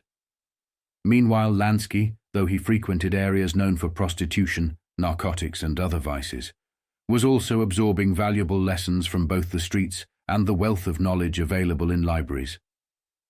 This unique blend of street savvy and intellectual prowess was preparing him for a future as both a boardroom gangster and a criminal financier, demonstrating the complex interplay between the struggle for survival and the pursuit of power in the unforgiving landscape of New York's underbelly. Despite the cramped conditions, it was here, amid the vibrancy and challenges, that he embarked on a journey of self-education, joining a library and immersing himself in the rich tapestry of knowledge it offered. The Seward Park. Library and the Educational Alliance stood as pillars of hope and opportunity, offering Lansky and others like him a refuge and a pathway to a better future. These institutions became focal points for a burgeoning cultural complex on East Broadway, where night schools and educational programs promised a ladder out of the tenements. This educational environment fostered a generation of achievers, whose successes became a beacon of Jewish talent and ambition. However, the streets of the Lower East Side offered a stark contrast to these havens of learning. The area was rife with the temptations of street life, from the illicit allure of gambling dens to the shadowy world of prostitution and crime. The neighborhood's complexity was further deepened by the presence of Jewish crime, challenging the community's traditionally law-abiding image. The establishment of the Hawthorne School in 1907 to address youth delinquency and the prevalence of loan sharking and arson underscored the challenges facing the community. The Jewish Daily Forward's 1898 caution against the flesh trade highlights the entanglement of the community in these activities, often driven by the harsh realities of immigrant life. Despite these challenges, figures like Rabbi Judah Magnus sought to restore the communal discipline and shared values that had characterized Jewish life in Eastern Europe. His efforts led to the creation of the Kehillah in 1909, aimed at documenting and addressing vice and crime in the neighborhood. The reports generated by Kehillah agents painted a vivid picture of the vice and criminality that pervaded the area, from gambling joints to saloons that served as the haunts of thieves and other unsavory characters. This documentation of the neighborhood's darker side served as a reminder of the complex interplay between opportunity and temptation that defined the Lower East Side. For Meyer Lansky, this environment provided a potent mix of influences. In my previous documentary, I explored how Costello led a company renowned for its nefarious activities, yet he managed it with exceptional skill. This prowess can be traced back to his upbringing amidst individuals engaged in some of the most deplorable acts imaginable. Similarly, Lansky's formative years were spent in the company of individuals who were far from role models, exposing him to the harsh realities of his environment from a young age. Such experiences shaped him into the person he became, blending a deep understanding of the need for resilience in a cutthroat world with a keen intellect. This combination of toughness and intelligence was what set him apart, enabling him to navigate and ultimately thrive in a world where few could. The educational opportunities offered by the libraries and schools stood in contrast to the allure of the streets, where the realities of crime and survival offered a different kind of education. This duality shaped Lansky's early experiences, laying the groundwork for his complex legacy as he navigated the possibilities and pitfalls of his world. In the vibrant and gritty tapestry of the Lower East Side, characters like Benny Greene, Harry Goldberg, Bobby Mendelsohn, and Charlie Auerbach were more than mere names. They were embodiments of the streetwise cunning that thrived in the neighborhood. A report by Abraham Schoenfeld to Judah Magnus catalogued the denizens of the Lower East Side's underbelly, highlighting the savvy operators who ran the street corner craps games that first captivated a young Meyer Lansky. Lansky's fascination with craps was more than just a pastime. It was a window into a world of calculated risk and potential reward, starkly different from the scholarly pursuits encouraged by the Educational Alliance and Seward Park Library. The game of crap, with its blend of chance and strategy, played out on the sidewalks, became a classroom of its own for Lansky. His exceptional ability to calculate the odds, to see the mathematical probabilities behind each roll of the dice, marked the beginning of his journey into the realms of both gambling and strategy. This knack for numbers was not just a skill, but a calling. Lansky's life was a balance between the expectations of his heritage and the allure of the streets. His familial duty, such as taking the cholent to the baker's oven every Friday, was a ritual steeped in tradition. The making of cholent, a hearty stew prepared for the Sabbath, was a practice that connected Lansky to his Jewish roots, even as he navigated the complexities of American life on the streets. Every Friday, my mother used to send me to the baker to have him cook the cholent, which she always prepared for the Sabbath. I loved eating the special dish, traditionally prepared to hold on the Jewish Sabbath, the day of rest when no cooking was allowed. My mother would make the cholent with great care and attention, using beans, potatoes, brown eggs, and vegetables. When we had the money, she would add meat. You could always tell our financial situation that week by the size of the meat she bought for the cholent. If times were comparatively prosperous, she would get a good piece of beef from the butcher, but most of the time it was scraggly pieces, which were all she could afford. Sometimes, when the situation was very bad, there was no meat at all. I could tell by the look on her face how much meat there would be in the cholent when she handed me the dish to take to the baker. There were many weeks when she looked miserable. She hated seeing us go hungry and was always ready to give us her share because, like every Jewish mother in the neighborhood, she gladly sacrificed herself for her children. Meyer Lansky's transformation into the man he eventually became was deeply rooted in his profound love and sense of duty towards his mother. From his earliest years, Lansky felt an intrinsic obligation to ensure her well-being, believing it to be his paramount purpose in life. This dedication to his mother shaped his views on relationships and his future quest for companionship. When seeking a wife, Lansky yearned for a partner who would reflect the nurturing bond he shared with his mother. Yet, life took an unexpected turn. Instead of finding someone who depended on him, he found himself drawn to strong, independent women who challenged his authority and questioned his decisions. This dynamic led to complex relationships, particularly with his wives, as Lansky desired to provide for them as he did for his mother. However, their independence and questioning nature clashed with his expectations. Lansky's endeavors in illicit activities were always veiled from his family's view, driven by a deep-seated intention to protect and provide for them. Yet the realization dawned upon him that for his family to truly appreciate his efforts, they had to accept the murky paths he trod in his quest to support them. His mother, understanding and uninquiring, accepted the fruits of his labor without delving into their origins. His wives, especially Anna, however, were not as acquiescent. Anna's constant inquiries and her disdain for his lavish gifts, meant as expressions of love and care, highlighted the rift between Lansky's intentions and the realities of his relationships. This emotional struggle, juxtaposing his desire to care with the independence of his loved ones, painted a complex portrait of a man caught between the world he came from and the world he created. Even as a little boy, I remember swearing to myself that when I grew up, I would be very rich, and I'd make sure that for the rest of her days, my mother had only the best. In my childish mind, I saw us all having a collant with lots of meat every Friday night for the rest of our lives, a Sabbath dish with the best beef in the world. That was what I dreamed for the future, and I have a feeling that my desire to be rich, to have the best of everything, stems from those Fridays when I saw my mother's face as she handed me the cholent dish. I was very proud that the big family dish was placed in my care. It made me feel responsible, like a man. With the nickel for the baker in my pocket, I would go off to the neighborhood bakery for the good reason that she did not have an oven large enough to cook the cholent. The other boys from the neighborhood were at the bakery too, each one handing over his mother's cholent.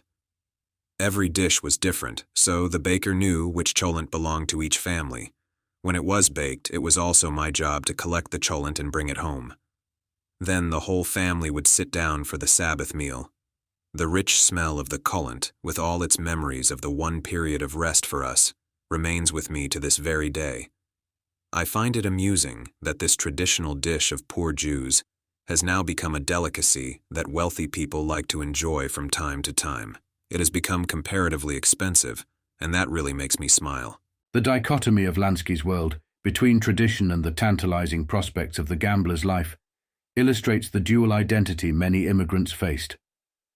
The streets offered a harsh but honest education in survival and ambition, while traditions like the preparation of cholent served as a reminder of a heritage that demanded acknowledgement and respect. Lansky's early forays into gambling, his acute understanding of odds, and his adherence to family traditions encapsulate the multifaceted nature of immigrant life in early 20th century New York. This was a world where the pursuit of the American dream often walked hand in hand with a deep-seated respect for one's origins and customs. Meyer Lansky's adolescence was marked by a defining moment that showcased his budding acumen and the duality of his character, a blend of loyalty to family traditions and a nascent understanding of the street's harsh realities. Entrusted by his mother with the task of taking their Sabbath cholent to the baker alongside a nickel for the oven space, young Meyer saw an opportunity not just to fulfill a familial duty, but to venture into the world of street-side gambling that thrived along Delancey Street. This bustling avenue served as a stage for the city's vibrant, if not always savory, street life, where Meyer, far from an outsider, began to learn the rules of a different game. His early encounters with the street's gambling circles introduced him to the concept of the wise guy.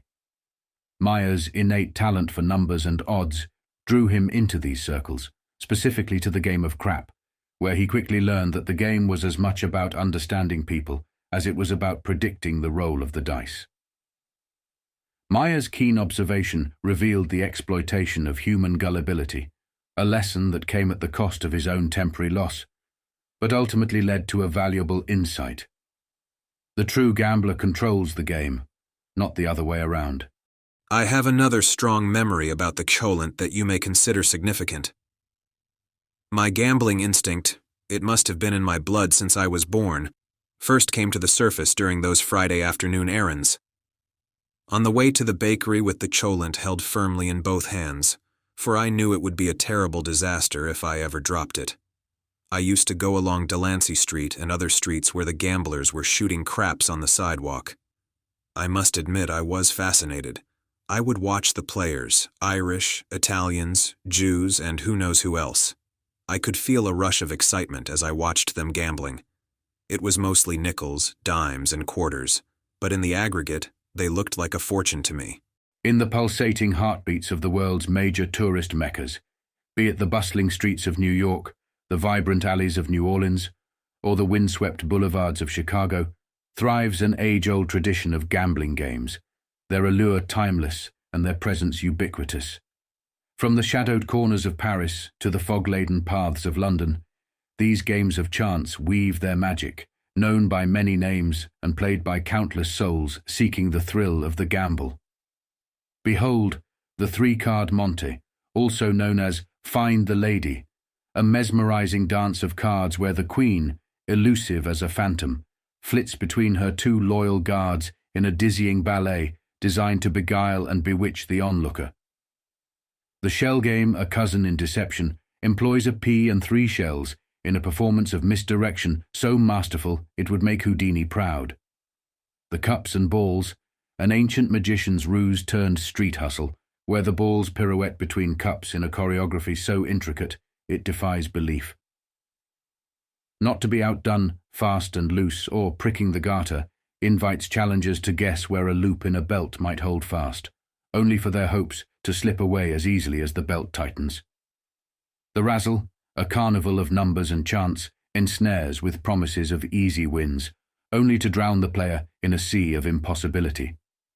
Coin toss games and dice games, deceptively simple in their premise, are theatres of sleight of hand and trickery, where the only certainty is the uncertainty of the outcome. These are the hustles that ply the streets, enchanting and ensnaring passers-by and tourists alike, a testament to the timeless human penchant for gambling. And yet among these tales of trickery emerged a legend. For once these games of chance hustled a young soul who would not only outwit the hustlers, but would ascend to become a titan of the underworld. This young upstart, underestimated and overlooked, would transform gambling into an empire, a colossus of industry generating billions, its legacy etched into the annals of time. This, the birth of a mobster so formidable, his influence so vast, that the very games which sought to deceive him would become the cornerstone of his domain. One day, the temptation to try my luck was too much for me. With the 5 cents my mother had carefully hoarded during the week, I decided to try to win a fortune. I handed the money over to the crap game banker, sure I was going to win, and to my dismay, I lost it. Nobody in the game paid any attention to me, and I stumbled away. For a long time I could not go home. I just did not know how I would face my mother. I wandered around those streets carrying the cholent, in total despair. I felt worse than a criminal. I had let the family down. Finally, I decided that I had to go home and tell my mother.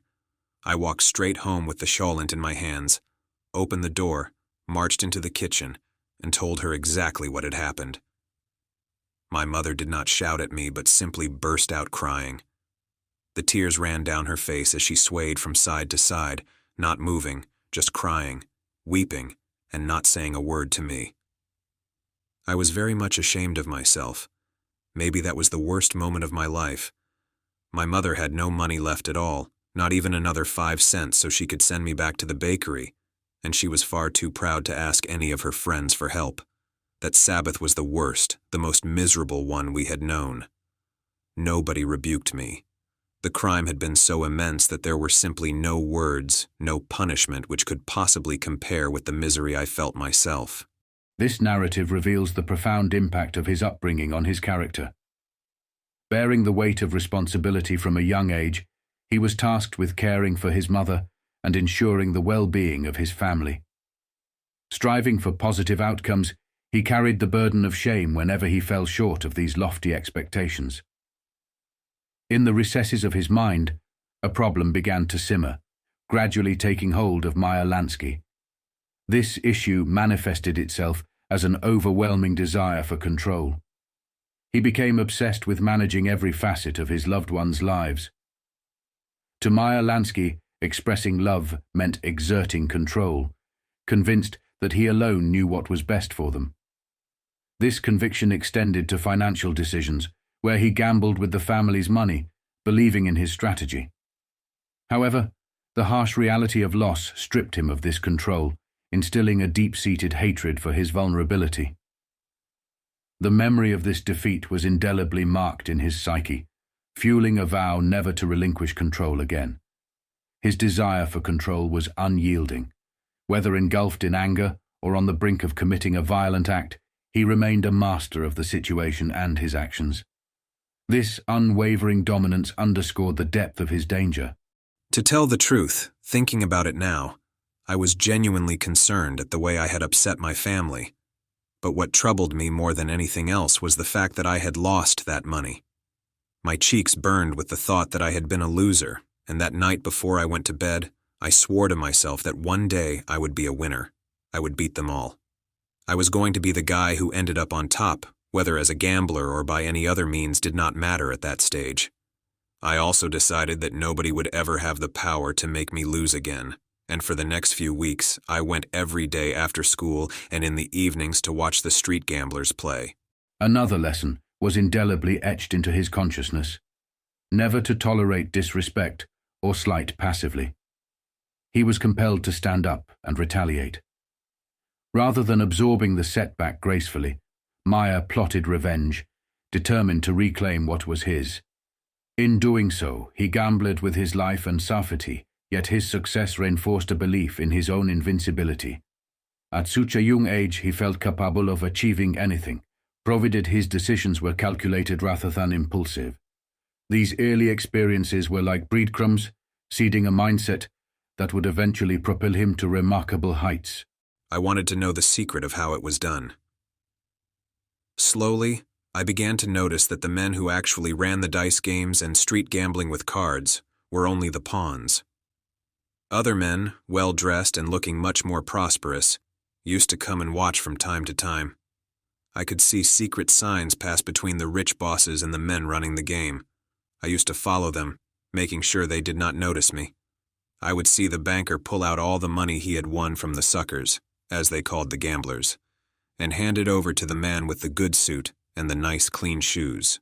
As Lansky observed the gangsters from the shadows, his intense study of their ways inevitably led him to witness the harsh realities of their world. Concealed in his hidden vantage points, he was not just learning about their demeanor and activities, but also becoming acutely aware of the inherent darkness that lurked within. These encounters with violence left an indelible mark on him, starkly illuminating the perilous path he was beginning to tread.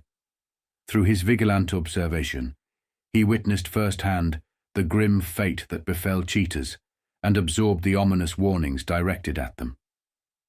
This understanding that the world he was slowly immersing himself in was fraught with violence and required cautious navigation would shape his approach to the underworld he was destined to join. Once down an alley, I saw the man who collected the money hit the banker across the face and scream at him, "So you want to cheat us? Next time you will get a bullet in the head." Two men with him pulled out knives and slashed the gambler across the face. As he fell to the ground pleading for his life, with the blood streaming all over his clothes, the one with the silk suit stepped back and shouted at him, "You pig! Your blood has stained my trousers!" Then he kicked the bleeding man hard in the ribs and in the genitals, As the man on the ground coughed up blood, the silk-suited man and his two assistants laughed and walked away as if nothing in the world had happened. I was too frightened to come out from behind the garbage can where I was hiding until they had gone. These lessons began to etch themselves deeply into his psyche, sometimes without his conscious realization. Among them was the principle of withholding aid from a fallen man, and avoiding involvement in situations unrelated to one's immediate family or close kin. When Lansky encountered a man gravely injured, unconnected to his own circle, he instinctively turned away and fled. To Lansky, this action was not cold-hearted, it was simply protocol. Maintain silence and distance at all costs. And then I ran away without trying to help the man on the ground, who was now very still and not making any noise at all. The blood kept oozing out of his mouth onto a piece of old iron that was against his face. It was not very noble to leave him there, but on the Lower East Side, you learned to mind your own business when things like that happened. I ran. Nobody saw me, and if the police had stopped me, I would have sworn that I had seen nothing and heard nothing. That was standard behavior, unless you were a relative or friend of the person who was hurt. Then you had to help him, of course. But my instincts of self-preservation warned me to keep clear. If they had seen me, the men would have attacked me too. They did not want a witness to what had happened, and they might well have killed me. I ran as fast as I could all the way home. In today's world, many would have viewed such circumstances as a turning point to walk away from the life of organized crime, choosing instead to focus on education and a more conventional path. However, Lansky did not take this route. It could be argued that his exposure to the harsh realities of New York's streets had desensitized him to such brutalities. Delving into the history of organized crime also means confronting the harsh socio-economic conditions and the darkness of the early 20th century, where people were often abandoned to fend for themselves amidst widespread segregation, racism, and violence. The corruption and racism prevalent among the Irish police officers at the time meant little hope for justice or intervention. Meyer Lansky, even at a young age, grasped the severity of his environment. A quick learner, he adapted rapidly to street life, where the sight of dead bodies, stabbings, shootings, and severe injuries no longer fazed him, but rather became part of the harsh landscape he navigated daily. Lansky's life philosophy was profoundly influenced by the principle of self-preservation, a concept that was ingrained in him from a young age. Unlike Luciano, who often plunged headfirst into perilous situations, be it negotiating with Maranzano or Masseria, even to the point of enduring kidnapping and torture, Lansky adopted a more cautious approach. His commitment to self-preservation was not born out of selfishness, but a deep-seated sense of responsibility. This was especially true after the loss of his mother, a pivotal event that reinforced his dedication to safeguarding his own well-being, not for his psyche alone but for those he held dear. Lansky's resolve to protect himself was intertwined with his duty to care for his beloved son, Buddy, who had disabilities. For Lansky, self-preservation was more than just survival. It was a commitment to ensure the safety and security of his cherished son, embodying the profound love and responsibility he felt as a father. A deeper dive into the annals of organized crime history reveals periods of profound darkness, particularly within segments of the Jewish Mafia. Works like Tough Jews by Rich Cohen offer insights into the formidable and perilous nature of these factions. Figures such as Meyer Lansky, Bugsy Siegel, and Louis Lepke Buchalter, along with Red Levine, an Orthodox hitman who refused to kill on the Sabbath, and Abe Kid Twist, Reyes, a seemingly innocuous figure capable of extreme violence, exemplify the ruthlessness that defined their operations. They garnered a formidable reputation, establishing themselves as a force not to be trifled with. The Jewish Mafia was so formidable that Lansky strategically recruited some of its most astute members into the Luciano organization. He perceived the Italian mobsters as comparatively more rational than the more volatile Jewish gangsters who roamed the streets of New York. Many of the feared enforcers of Murder, Incorporated, the notorious contract-killing syndicate, were Jewish, not just Italian, and closely linked to Lansky, Luciano, Anastasia, Willie Moretti, Longhi Zwilman, Joe Adonis, and Frank Costello. This strategic integration highlighted Lansky's shrewdness in navigating the complex landscape of organized crime, leveraging alliances to enhance his influence and power. The scare did not cure me. I watched the gamblers for weeks. I saw how they attracted customers by getting a member of their gang, pretending to be an innocent bystander, to encourage others to come in and play for small stakes. To his delight, the sucker would win. They always let him win at first to encourage him. Then he would get greedy and ambitious and start putting larger bills down, and they would make him lose.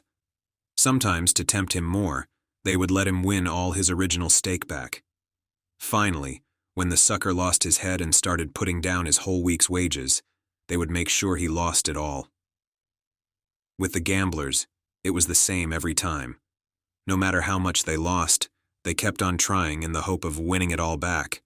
And when they lost everything, they would borrow. But all the time, they lost.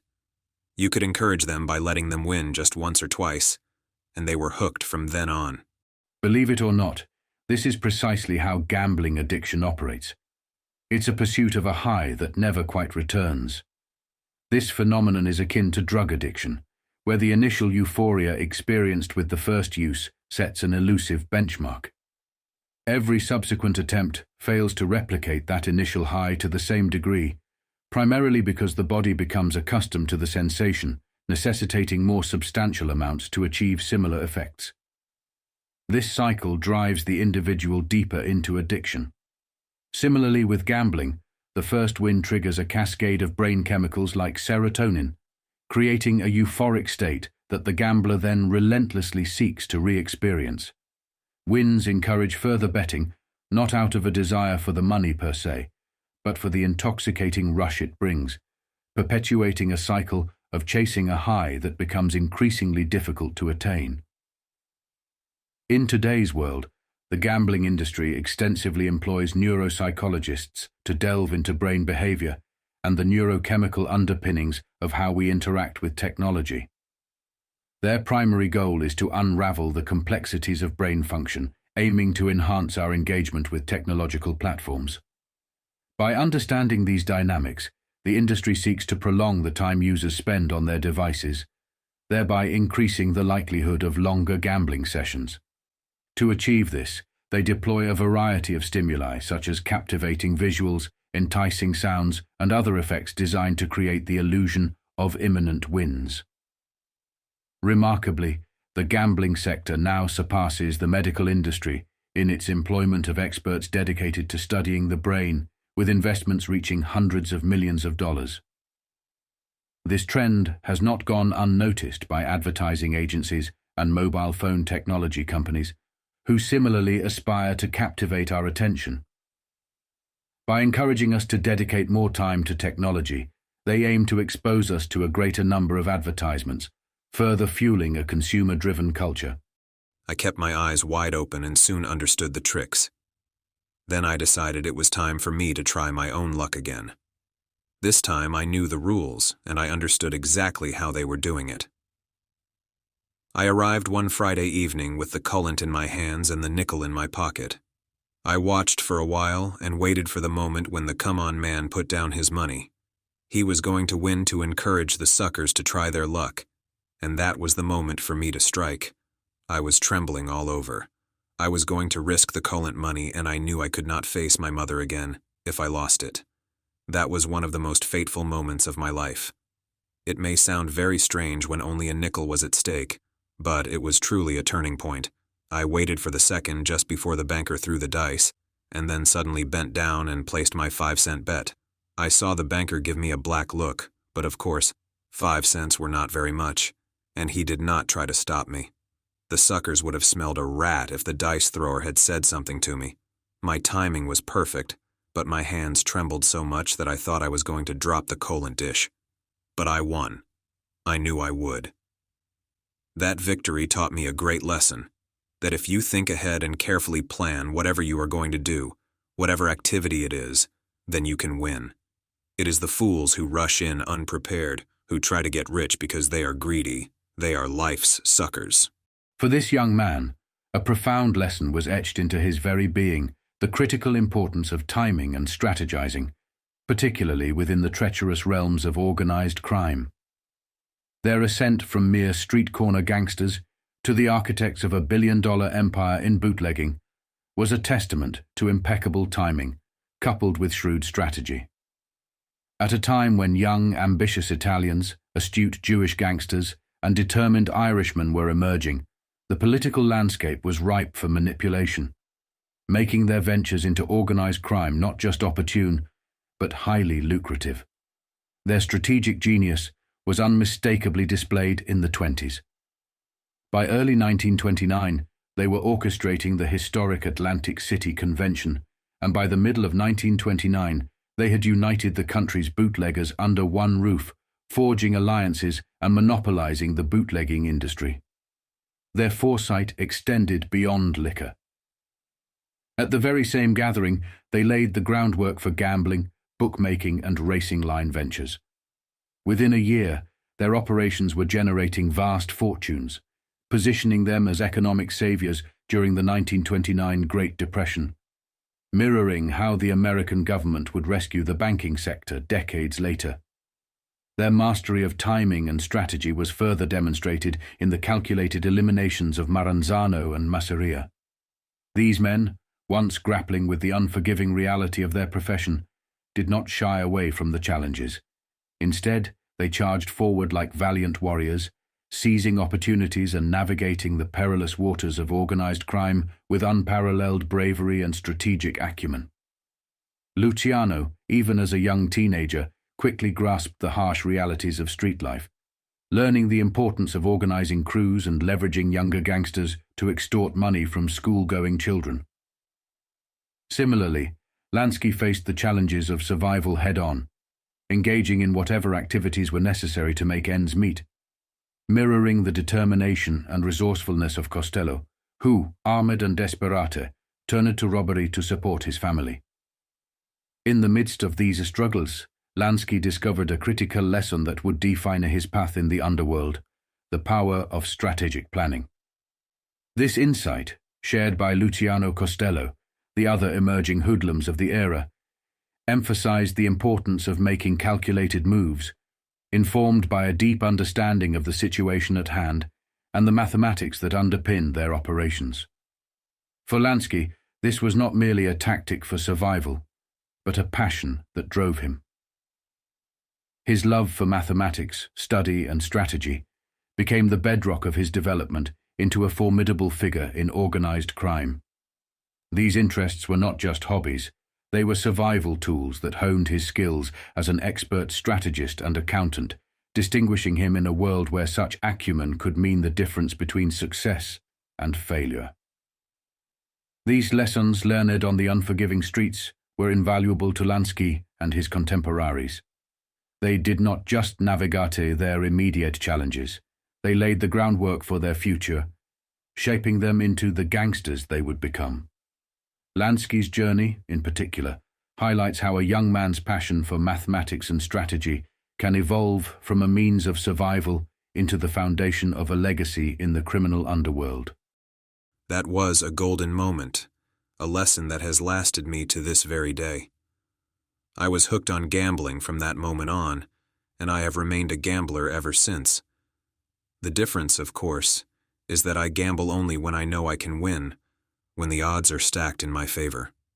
And that is the only way you can win. There is no such thing as a lucky gambler. There are just the winners and the losers. The winners are those who control the game, the professionals who know what they are doing. All the rest are suckers.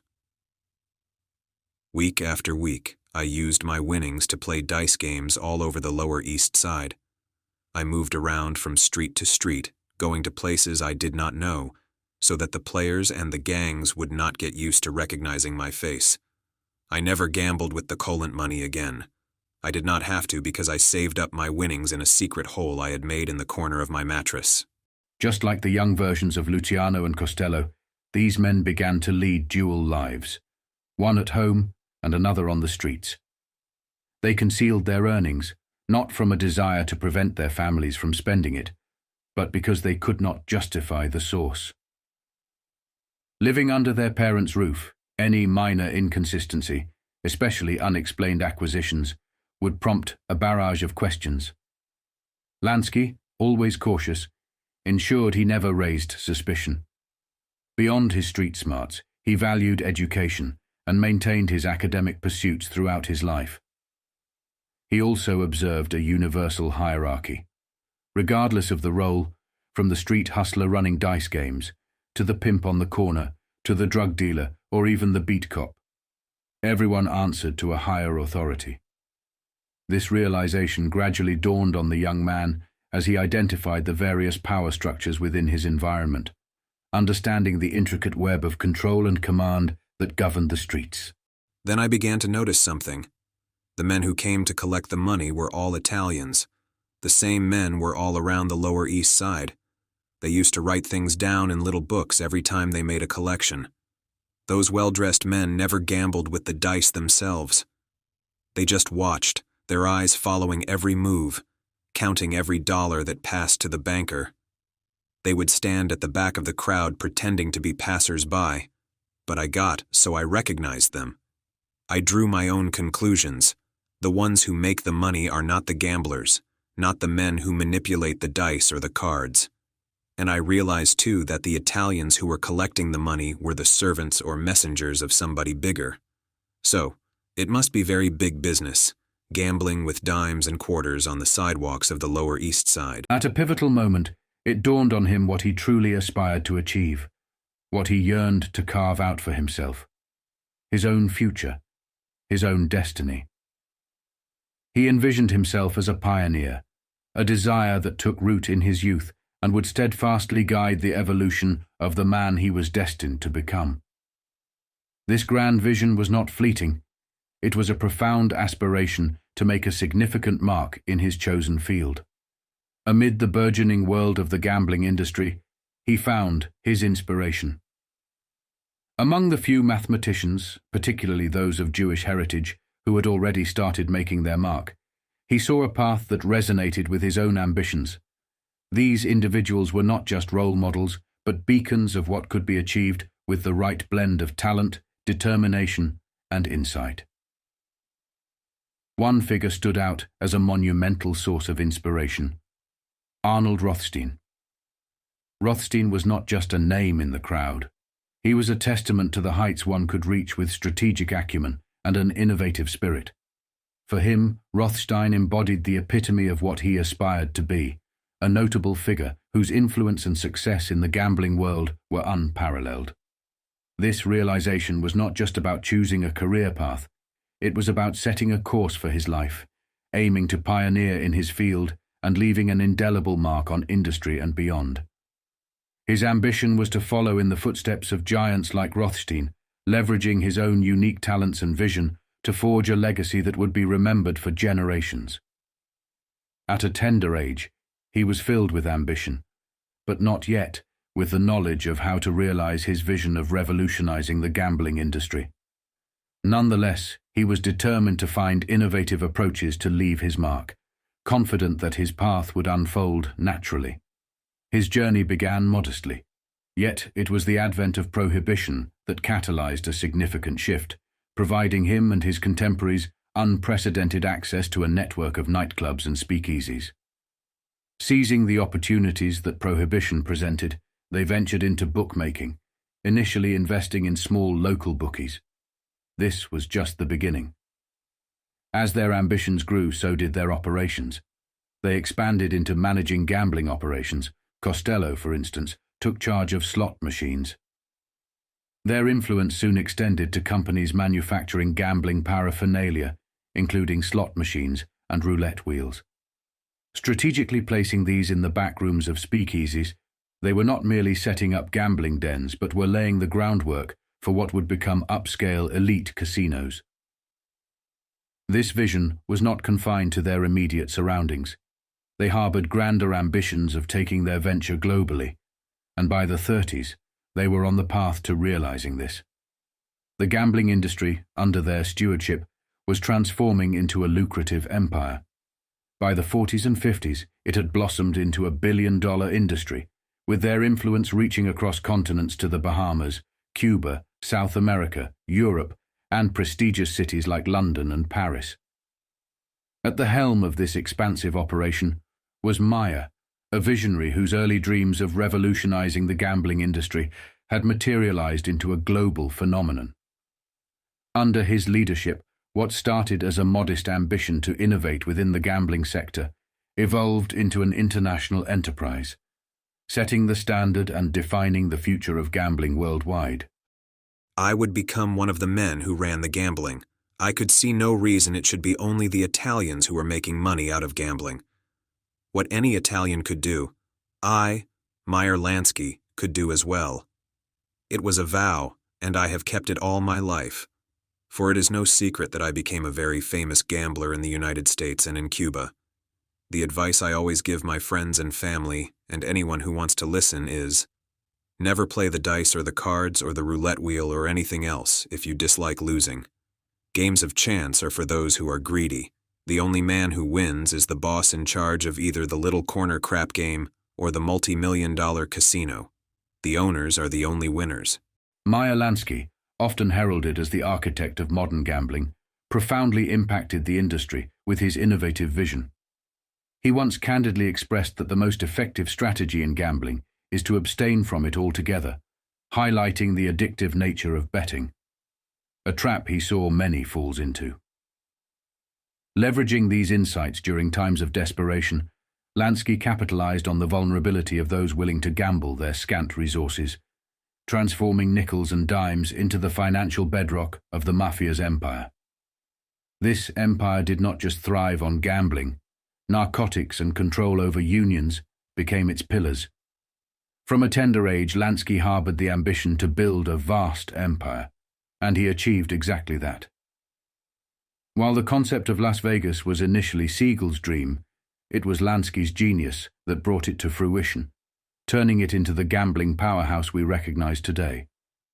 But Lansky's aspirations did not stop at the borders of the United States. He extended his empire globally, leaving his mark on Cuba, Havana, the Bahamas, London, Paris, and Madrid. Even as a child, witnessing a simple street game, Lansky envisioned the potential for billion-dollar casinos. His mind worked on a different plane compared to his contemporaries. Through strategic planning, impeccable timing, and grand visions, he not only realized these dreams, but also managed to exert influence over places like Cuba and Havana. Lansky's legacy is a testament to his extraordinary foresight and his ability to turn dreams into reality, reshaping the gambling industry on a global scale. Even in his early teens, as he began navigating the complexities of his ambitions, he also faced the harsh realities of racism and exclusion. Being a young Jewish kid, he encountered resistance from various communities that were unwilling to associate with him. These experiences served as harsh but formative lessons, shaping his resilience and fortitude. They underscored his toughness, a readiness to stand up for himself, a trait that became a hallmark of his character. Despite his willingness to confront challenges head-on, he possessed the wisdom to recognize situations where victory was out of reach. When faced with adversaries too formidable or circumstances too perilous, he knew when it was prudent to retreat. However, retreat did not mean defeat for him. It was merely a strategic pause. He understood that direct confrontation was not the only means of addressing grievances or overcoming obstacles. In instances where he found himself at a disadvantage, he learned to seek alternative methods of retribution. These were not impulsive acts of revenge, but calculated responses designed to redress the balance without resorting to direct confrontation. This ability to navigate adversity, to find creative solutions in the face of discrimination and hostility, not only attested to his resilience, but also to his ingenuity. It was this combination of toughness, strategic acumen, and adaptability that would later define his success and influence in the world he was determined to change. I started having trouble with these gangs of gamblers. They began to recognize me and yell things like, "Go away, Jew boy." I was too small to argue, and I would simply do that, vanish. One man, a fat, slow-moving Italian, threatened to kick me and beat me up if I ever came near his game again. I waited in ambush for him one evening, and when he stopped on the sidewalk, I darted out from behind a car, kicked him hard in the shins, and shouted, "Dirty Italian!" Then I ran for my life. I heard him scream. I had kicked him very hard. That was my revenge for his calling me a Jew boy. I did not go back to that street for a long time after that. I knew he would get me if he ever spotted me again. For mobsters like Costello, Luciano, Adonis, and many others who rose from the early 20th century's shadows, their ascent from poverty to wealth brought profound realizations. Even as they amassed fortunes and glimpsed into the lives of the truly affluent, the stark contrast only highlighted the depths of their impoverished beginnings. They understood, perhaps more acutely than ever, how the circumstances of their youth shaped their paths.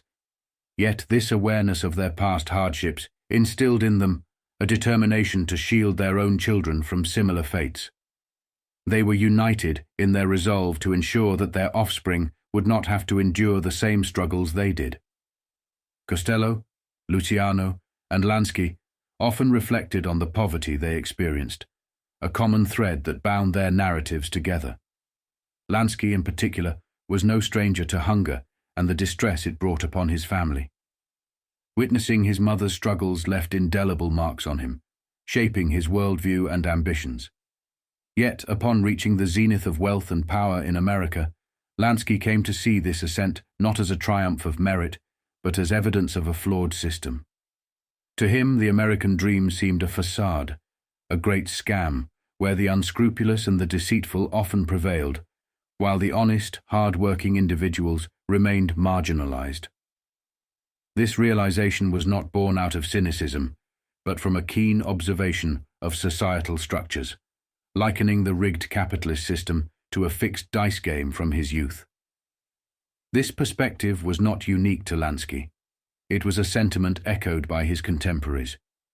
Their experiences of poverty, combined with their eventual rise to power, afforded them a unique vantage point from which to critique the very foundations of American society. They saw a system that favored the cunning over the diligent, a world where the deck was stacked against those at the bottom. This insight, born from their journey from the depths of poverty to the heights of power, underscored a haunting reality that persisted throughout their lives. It was a realization that despite their individual successes, the broader societal game was rigged, a truth they recognized all too well from their formative years. I always remember how poor we were in those early days. Most families had 3 or 4 people sleeping in the same room. They took in boarders, greenhorns, people just off the boat. They used to sleep in cots or on mattresses on the floor. At one stage we had 2 boarders at our house, but my mother never liked that. She tried to manage without taking in such people. Some of our neighbors used to have whole groups of boarders. When one got up to go to work, somebody else would come and sleep in his bed. In some places, 3 men shared one tiny bed. They could only sleep certain hours of the day. Toilet facilities were awful and always stank. Several families had to share them. The whole building smelled filthy. Of course, it did not bother me so much at the time. I thought it was normal. It was only later that I understood what living in a nice apartment meant. A lot of people could not stand the strain and the crowded conditions. There were many who committed suicide. And of course, tuberculosis, which we called the tailor's disease, or the white plague, was something we all dreaded. So many people seemed to catch it. Lansky's childhood unfolded in an environment marked by extreme violence. The streets of his neighborhood were battlegrounds where shootouts and fistfights were a part of daily life. Witnessing men being battered, bruised, and even killed was a regular occurrence for him, painting a stark picture of life on the fringes of society. This brutal reality was compounded by the fact that his community was among the most impoverished in America at the time, a setting where survival often meant navigating through constant danger.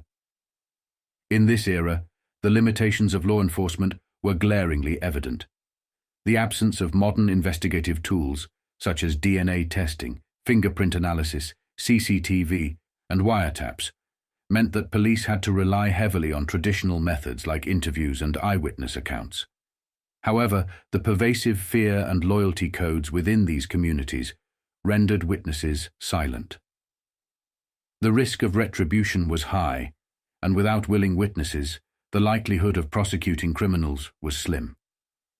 Consequently, many gangsters operated with a sense of impunity, their crimes going unpunished as potential witnesses disappeared or refused to speak out. Understanding the backdrop of their ascent reveals that these men started as impoverished immigrants, positioned at society's lowest rung. This humble beginning fostered a profound distrust of law enforcement among them. Lansky, acutely aware of the pervasive anti-Semitism in positions of power, mirrored the disdain and suspicion he had known in his homeland. Luciano, too, recognized the deep-seated animosity Irish police held towards Italians, a sentiment Costello was equally familiar with. Little did they know their destinies would intertwine to not only dominate New York, but to also wield influence over the very forces they distrusted. In an ironic twist of fate, the police force, once an emblem of their oppression, would transform into the private army of Lansky, Luciano, Costello, Adonis, Genovese, and their associates. This remarkable shift underscores not just their ascent to power, but also their ability to subvert the structures that once marginalized them. They managed to turn the tables, ensuring that those who once ruled over them would eventually serve at their behest, marking a stunning reversal of fortunes in the tapestry of New York's underworld. The early 1900s were a dangerous time to challenge organized crime, yet it was during this period that figures like Lansky, Luciano, and Costello began to emerge. Their rise to power was not just a testament to their survival and strategic acumen, but also to the inefficacy of the justice system against the organized criminal networks of the time. As they consolidated their operations, their influence grew to unprecedented levels. Under the leadership of Lansky, Luciano, and Costello, what began as disparate criminal activities evolved into a sophisticated and well-organized syndicate.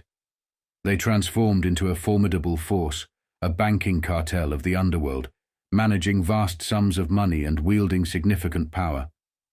Their operations became so entrenched and their influence so extensive that they were perceived as untouchable, a force that not even the President of the United States could easily confront. This transformation of organized crime into a complex and highly efficient operation marked a significant shift in the landscape of criminal activity.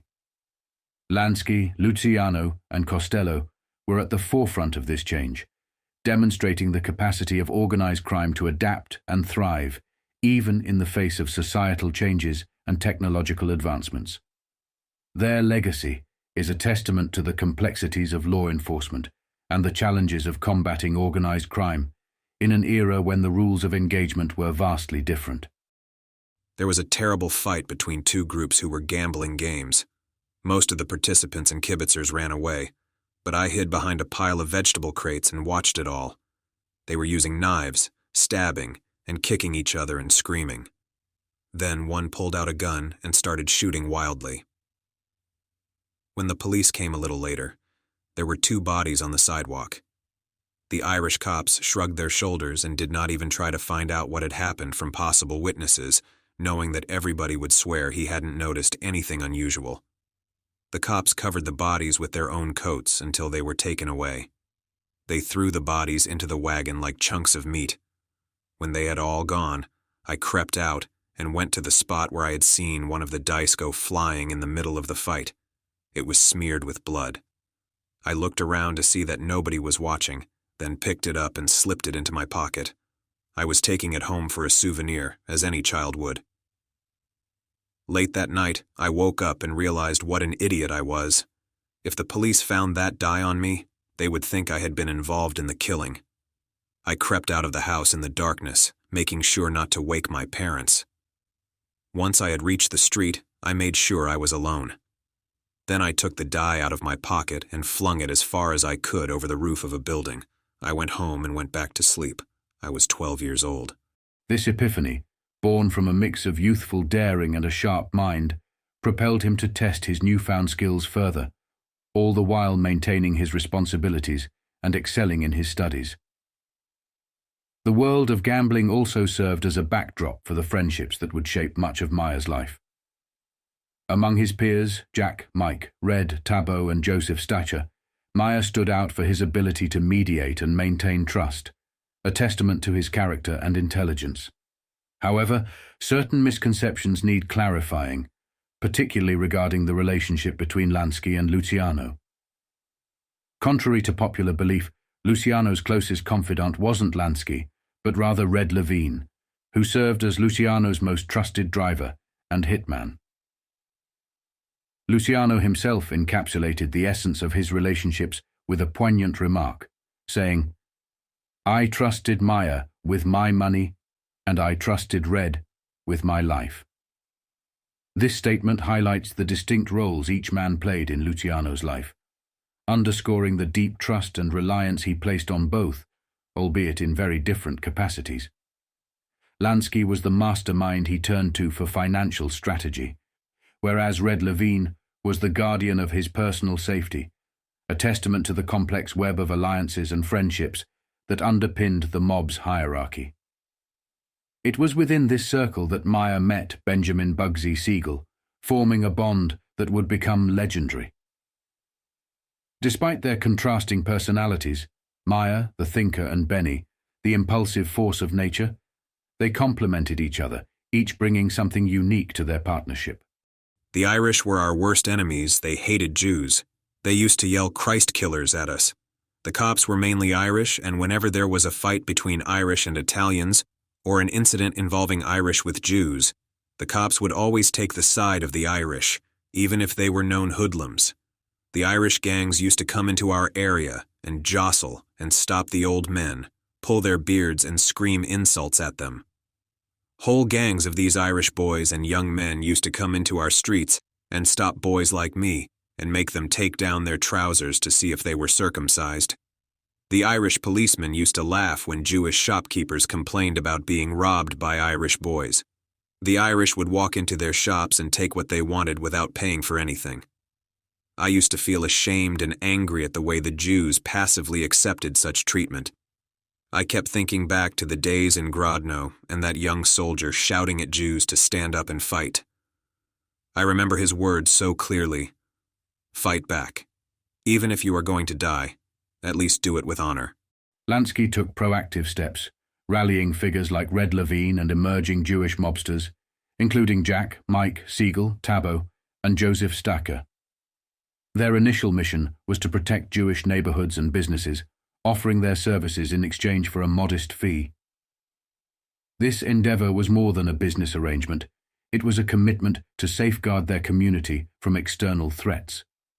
As they gained experience, they also honed their skills in self-defense, arming themselves with an array of weapons from guns and shooters to metal bars and machetes. This period was marked by a deepening camaraderie among them, as they united not just in defense of their community, but also in shared cultural and religious identity. They were bound by a collective resolve to stand against racism and protect their own against the backdrop of a society that often showed them hostility. Through these efforts, they did not just defend their neighborhoods.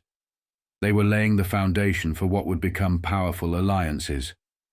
These bonds, forged in the fires of adversity and resistance, were based on a profound sense of kinship, rooted in religion, race, and a mutual commitment to fighting against racial oppression. Slowly but surely, these men were building a formidable network that would come to have a lasting impact on their community and beyond. One day when I was carrying the coolant home from the bakery for my mother, 6 Irish boys suddenly surrounded me. "What are you carrying there, Jew boy?" the leader demanded. "Have you got the body of a Christian baby there to suck out its blood? Are you going to make matzos with its flesh?" He pulled a knife and yelled, "Take down his trousers. We will see if he is cut properly, and if he is not, maybe we can help him lose a little more." Lansky did not want to go on and recall the incident. He just stated it was just one of many in his life, mentioning it merely to illustrate a point. Yet the memory of that encounter is etched vividly in his mind, and it stayed there. The narrative was further enriched by another gentleman who held vivid memories of Lansky and the pivotal moments that etched his name into Jewish folklore. He recounted tales of a time when a young, slender Jewish boy learned to stand his ground, painting a vivid picture of resilience in the face of adversity. This gentleman's account added depth to the story, chronicling the transformative journey of Lansky from a seemingly vulnerable youth into a figure of strength and defiance. His reflections on these events, from one significant moment to the next, celebrated the spirit of a community rallying around one of their own who dared to fight back, further cementing Lansky's legacy in the annals of Jewish history. The gentleman narrated the tale with a subtle smile tugging at the corner of his mouth, his expression a mix of fondness and pride as he recounted the saga of Lansky. This smile, slight yet unmistakable, hinted at the deep personal connection he felt to the story, illuminating the resilience and defiance of a young Lansky who learned to fight back against adversity. His words, imbued with warmth and a touch of nostalgia, painted a vivid picture of a slender Jewish boy's transformative journey into a figure of strength, weaving his narrative into the rich tapestry of Jewish folklore. Through his storytelling, the gentleman not only honored Lansky's legacy, but also evoked the spirit of a community that rallied around one of their own. His small smile a testament to the enduring impact of those formative moments. The Irish boys were laughing and dancing around him, poking fun and threatening. It was a game to them. I do not think they were serious about using the knife, but the leader was really vicious. I had seen him before, so I was very frightened when I saw the knife gleaming there in the sun. Maybe he would have killed little Meyer. He looked pretty crazy, and Meyer looked completely pathetic, standing there with the hot collant in his hands. Suddenly, without any warning, Meyer lifted the collant dish high over his head, and with a great effort smashed it into the face of the Irish boy with the knife. He did it with all the force he had in his skinny arms. The boy was so tall that Meyer had to reach up high, but the dish struck the Irish hoodlum in the face. He screamed and dropped the knife. The gravy and vegetables and meat were all over his head and shoulders because the force of the blow smashed the dish. It cut him badly too. I could see the blood flowing down his collar. The boy dropped to the ground and rolled over into the gutter, banging his head on the curb while he was doing it. He was screaming in pain. Then Meyer jumped at one of the other boys and punched and kicked him like a wild creature. The Irish all attacked him together, but Meyer managed to pick up the knife as they knocked him down. I saw him swing it twice, slashing one boy's leg and another his back before them, even though he was so small. He was fighting with his hands and his feet, and even with his teeth. This story further cements Lansky's reputation among his peers. When Luciano eventually crossed paths with him, he remarked that Lansky was one of the toughest Jewish individuals he had ever encountered. Lansky, Siegel, Red Levine, Joseph Stacher, amongst a few other friendships, was emblematic of the complex interplay between loyalty, ambition, and the relentless pursuit of power, laid the groundwork for their future. Meyer's journey from the streets of the Lower East Side to the annals of criminal history was not just a tale of ascension through the ranks of organized crime, but narrative rich with the themes of survival, adaptation, and the indomitable will to forge one's destiny against the backdrop of the American dream. Meyer Lansky, embodying the grit and resilience of Grand Street's upbringing, never shied away from confrontation, a trait that led to his memorable encounter with Lucky Luciano on a frigid New York day. Lansky, navigating the ethnic mosaic of the Lower East Side, found himself ensnared by a gang of young Italians led by Salvatore Lucania, known among friends as Charlie, and later famed as Lucky Luciano. Despite being outnumbered, Lansky stood his ground, refusing to submit to the extortion attempts of Lucania's gang. Once or twice, young Lucania joined in the attacks on the Jewish boys as they went to and from school. He quickly outgrew this kind of hooliganism. Lucania was not at his lessons and had problems studying English, but he was sharper and more intelligent than the other pupils. He was first puzzled and then impressed by the fact that most of the Jewish boys studied harder than the others. The day he met Meyer Lansky was a fateful one for both boys, for eventually a close friendship grew between them, a friendship that led them to become the two most powerful men in the criminal world. Nobody would have guessed their future relationship, however, when they first came face to face in Hester Street. By then, Lucania was the leader of his own gang of Italian toughs, and they had decided to walk boldly right into the heart of the Jewish area, to find more customers for their growing protection business. Lansky remembers that it was a bitterly cold January day. Fresh snow was falling onto the dirty grey sludge of the previous night's fall. Meyer suddenly found himself surrounded by a gang of Sicilian boys, all older and much bigger than him. "If you want to keep alive, Jew boy, you got to pay us 5 cents a week protection money," the leader told the puny-looking victim. Salvatore Lucania was sure the kid was so frightened he was wetting his pants. But Lucania was mistaken. Looking at the menacing faces that surrounded him and hearing their leader's heavy accent, Meyer stared back and replied, "Go fuck yourself." Lucania quickly became the boss of the boys in his neighborhood, as Lucania liked to tell it. He stood there, just a little punk. I was older than him and could have smashed him to pieces in a few seconds. But there he stood, staring me straight in the eye, defiantly defying me and telling me to stick my protection up my ass. He was ready to fight. His fists were clenched at his sides. There were 7 of us, and any one of us could have given him the hiding of his life. In fact, one of my gang members stepped forward to grab him and teach him a lesson he would not forget. He was 5 years or so older. For some reason, I took a liking to this kid. He was very gutsy, standing there and telling me to go fuck myself.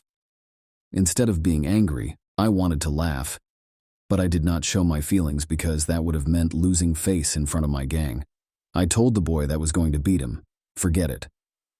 Then I stood looking at this young Jew boy, and I said to him, "We'll come back for you when the milk from your mother's tits has dried on your face."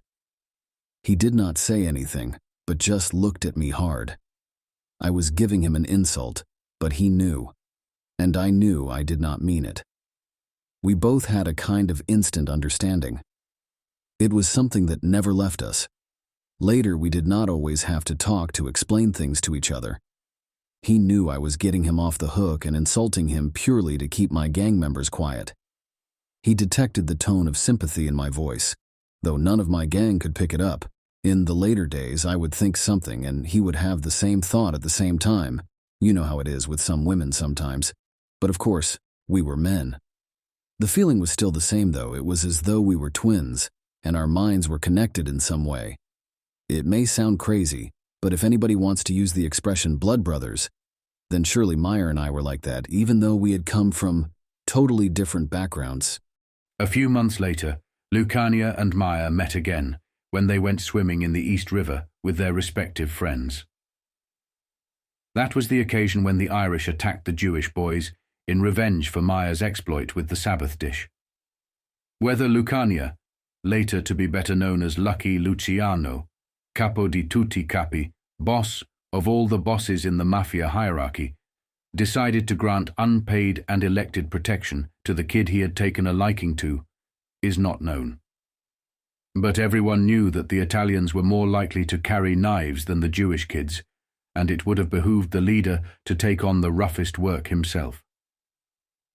The two boys did not talk to each other that day, but the wars of both Italian and Jewish street gangs with the Irish intensified, and Meyer Lansky's reputation as a fighter grew. None of us could afford bathing suits in those days. We used to leave one boy on the bank to guard our clothes because the Irish used to find our things and throw them in the water. Or they would jump in and hold our heads under. We had already had several river fights with them. While I was in the water, I saw the Irish gang leader on the bank. I knew there was going to be trouble. He and his friends took their clothes off and came after us. They dived in. There are several versions of what happened next. As it happened, a gang of Italian boys had also decided to take a dip in the East River to cool off. Some of the Italians were schoolmates of Meyer's friends, and the two ethnic groups, though they were not close friends, were swimming around peacefully. There was no love lost between the Italians and the Irish on the Lower East Side, so the fight in the water became a straightforward conflict of Irish versus Jews and Italians. Somebody had taken a knife into the water, and suddenly, above the sounds of kicking, splashing, and punching, there was a scream. The water around one swimmer suddenly became stained with red, and when the rest of the boys saw it, they hurriedly swam to shore, grabbed their clothes, and ran. It was not until late that evening that the body of the leader of the Irish gang was washed up on the bank downriver. Who actually took the murder weapon into the water and who struck the fatal blow is not known. As usual, nobody had seen or heard anything to tell the police, and not a boy on the east side would even admit that he had gone swimming that day. The death of the Irish boy is not the only reason. Lansky remembers the day he went swimming with his friends. The fight in the water also involved the leader of a Tauf Italian gang, a youth Meyer had encountered before, and who would one day become his friend and ally, in spite of ethnic divisions. Before he turned 15, Meyer Lansky had built a considerable reputation among the boys in the neighborhood. Even the Italians and the Irish had learned to respect his fierce courage. Despite his size, he was good at school sports, especially basketball. One day some Irish boys invited me to play with them. They knew me from school, and they knew I was the best player there, even though the other boys were taller and older. I agreed to play on their team, and I enjoyed the game until another incident occurred. The gym was in an Irish area, and one of the spectators got mad when he saw me playing with the Irish. He started to shout insults like "Jew boy," "Go home and eat your kosher pig food." I walked off the court at the end of a quarter and went straight up to him. I told him to apologize, or I would smash his head. When the Irish spectator, who was much larger and older than Lansky, refused to apologize, the others formed a circle around the two contestants. There was only one way to settle this dispute. The fight lasted for a full 20 minutes, as Lansky recalled in his later days. He hurt me a lot, but I was in good condition and quicker than him. We fought until we were both nearly exhausted and bleeding from punches to the nose and mouth. I got in the last punch just before we were both ready to fall down, but because he fell first and I fell on top of him, I was the winner. The Irish respected me after that, and I had no more trouble with them. They invited me to play with them regularly, and I did. One day the captain came up to me and said he wanted me to become a permanent member of the team. We respected each other, and he spoke to me in a friendly way. The captain had a brilliant idea. "It would be much better," he told Meyer, "if we called you Mike when we are playing. That way they will not know you are a Jew. They will think you are one of us. It will keep you from having to fight every time you go on the court and somebody insults you." I knew he wasn't trying to offend me. He was giving me, in his eyes, the best compliment he could, that I was as good as any of the Irish and not just a dirty Jew. I said to him, "My name is Meyer, not Mike. It is the only name I have." During the winter after the swimming incident, Luciano sought out Meyer Lansky, and, to the smaller boy's great surprise, shook his hand warmly. He and his buddies had heard all about how we Jewish kids were finally standing up for ourselves, Lansky said. The meeting took place when no one else was around. The Sicilian was not going to show anyone who knew him his feelings of respect for a little Jewish boy, but after that the two became firm friends. By now, Meyer had put together a gang of his own, several tough Jewish youngsters who were ready to use their fists when necessary, and he and Salvatore soon agreed to combine forces when there was conflict with the Irish. Their followers went along on the basis that the enemy of my enemy is my friend. As far as is known, this teenagers' mutual defense pact was the first time that the Jewish and Italian groups got together for joint action on the Lower East Side. As Charlie watched his parents and other impoverished Italians struggle to make a living without hope of improving their hard lives, Luciano was quick to grasp the importance of learning and book knowledge as one sure path to success and prosperity in adulthood. His respect for his Jewish classmates' accomplishments did not, however, keep him from exploiting their weakness against bullying by the Irish and Italian gangs. Instead of beating up the Jewish boys, Lucania had a more practical idea. He would sell them protection. In return for a few pennies handed over on a weekly basis, he promised that nobody would beat them up or tear up their school books. Just as Meyer Lansky became a leader at a young age, so did Salvatore. He warned them all that the Jewish boys under his protection must never be touched, and although he was not physically big, his authority went unquestioned. The day he met Meyer Lansky was a fateful one for both boys. For eventually, a close friendship grew between them, a friendship that led them to become the two most powerful men in the criminal world. Nobody would have guessed their future relationship, however, when they first came face to face in Hester Street. Their initial clash evolved into mutual respect, laying the foundation for a partnership that would navigate the tumultuous landscape of New York's underworld. Lansky and Luciano, recognizing the potential in uniting their respective Jewish and Italian factions, forged an alliance aimed at combating the aggression of Irish gangs prevalent in their neighborhood. This cooperation, inspired by the collective defense strategies of their ancestors, underscored their refusal to succumb to the prejudices and violence that sought to oppress them. Lansky's journey was not just about survival, but also about challenging the circumstances that sought to confine him. His early departure from school, driven by a blend of necessity and ambition, diverged from the path expected of him. Despite his father Max's aspirations for a life beyond the garment industry's grueling demands, Meyer was drawn to the complexities of street life, where he found both purpose and opportunity. The narrative of Meyer Lansky's youth is a testament to the duality of immigrant life in early 20th century America, a life where the pursuit of the American dream often danced with the shadows of the underworld. Lansky's refusal to be defined by his circumstances, his strategic mind, and his unwavering courage in the face of adversity set the stage for his ascent as one of the most influential figures in the history of organized crime, all while navigating the delicate balance between loyalty to his roots and the allure of power and prosperity. In the burgeoning age of innovation, where automobiles and internal combustion engines marked the dawn of a new era, Meyer Lansky found himself at the crossroads of tradition and the future. Secured a position by his father Max through a relative, Meyer began working in a tool and die shop, a prestigious step up from the garment industry's toil, but not aligned with his aspirations. Earning a modest 10 cents an hour for a grueling 52-hour week, Meyer harbored ambitions that transcended the confines of manual labor. He yearned for education, for a chance to delve into engineering, a dream curtailed by circumstance and financial constraints.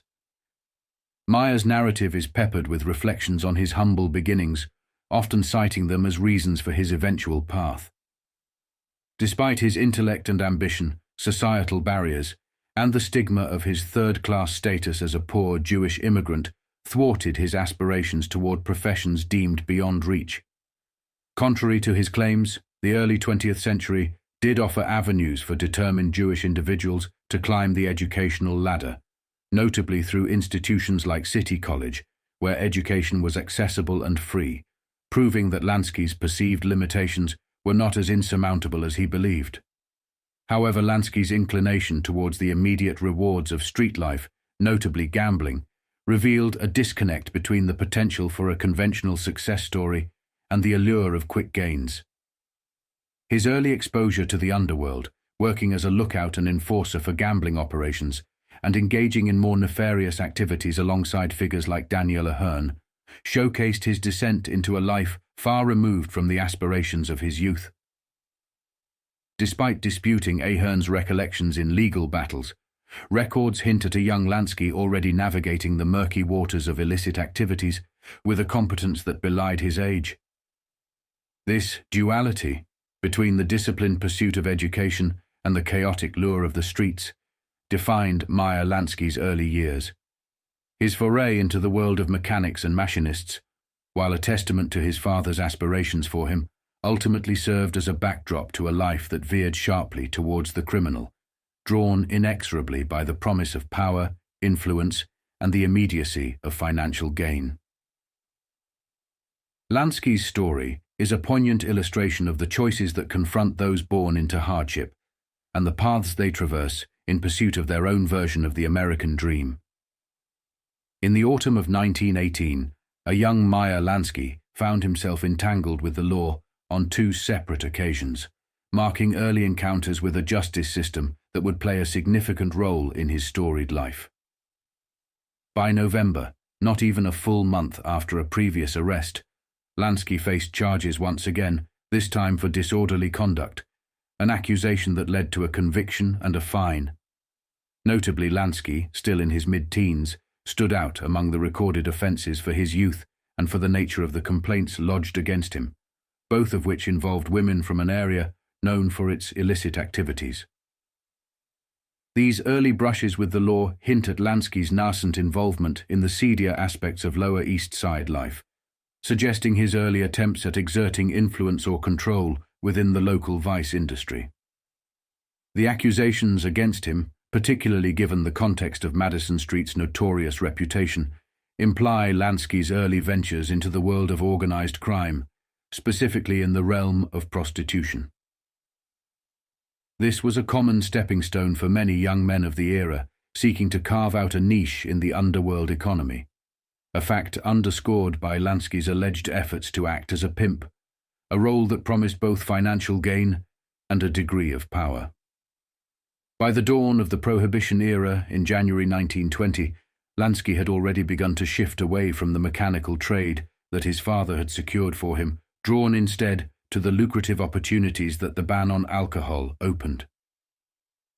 This pivotal moment saw Lansky, alongside contemporaries like Benny Siegel and Charlie Luciano, pivot fully into the life of crime that would define his legacy. The decision to leave behind his job at the tool and die shop was a clear departure from the path of legitimate employment, cementing his journey towards becoming a central figure in organized crime. Lansky's reflections on his early work, coupled with his pride in having moved beyond it, reveal a complex relationship with his past. While he valued the skills and work ethic instilled by his early employment, Lansky saw his true calling in the machinations of the underworld. This dichotomy between his humble beginnings and his aspirations for greater control and success illustrates the transformative path Lansky embarked upon, a path characterized by ambition, strategic acumen, and an unyielding pursuit of power that would eventually cement his place in the annals of criminal history.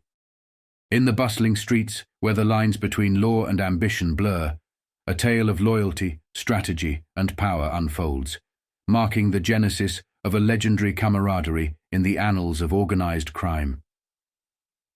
This narrative begins with a moment of sheer impulsivity that could have altered the course of history.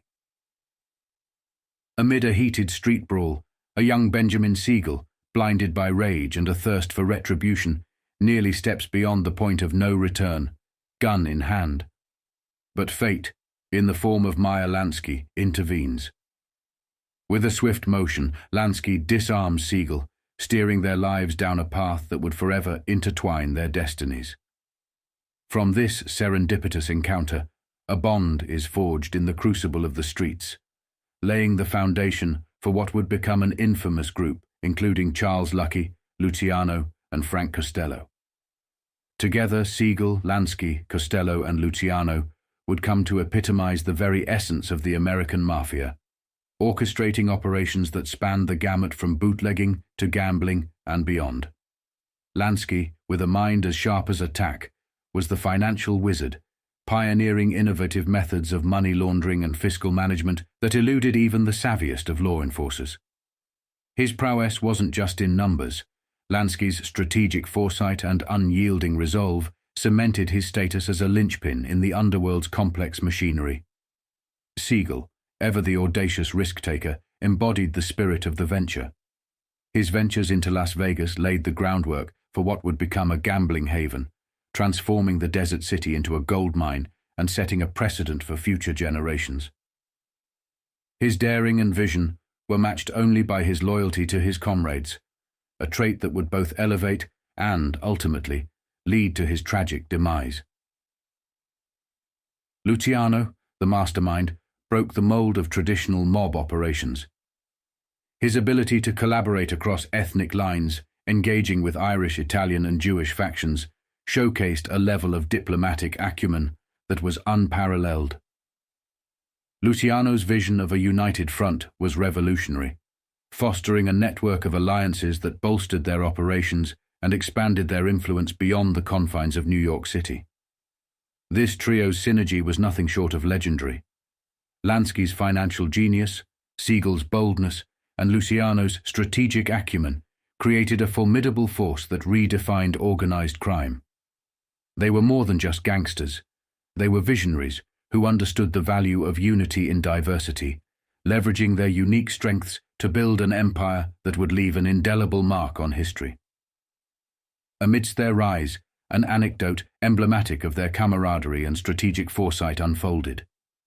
In a calculated move that would redefine his identity, Frank Castilla, upon the counsel of his compatriots, adopted the alias Frank Costello. This change was not merely cosmetic, but a strategic maneuver to navigate the evolving landscape of organized crime and law enforcement. Costello's transformation was a testament to the collective wisdom of Lansky, Siegel, and Luciano, further cementing their legacy as the architects of modern organized crime.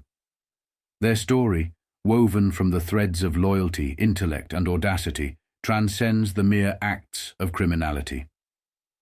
It is a testament to the power of friendship, strategic ingenuity, and the relentless pursuit of ambition. Meyer Lansky, Benjamin Siegel, and Charles Luciano were not just mobsters. They were the embodiment of an era that redefined the American dream, albeit in the shadows of the law. Their legacy, marked by both brilliance and infamy, continues to fascinate and inspire, a poignant reminder of the complex tapestry of human ambition and the unbreakable bonds forged in the crucible of adversity.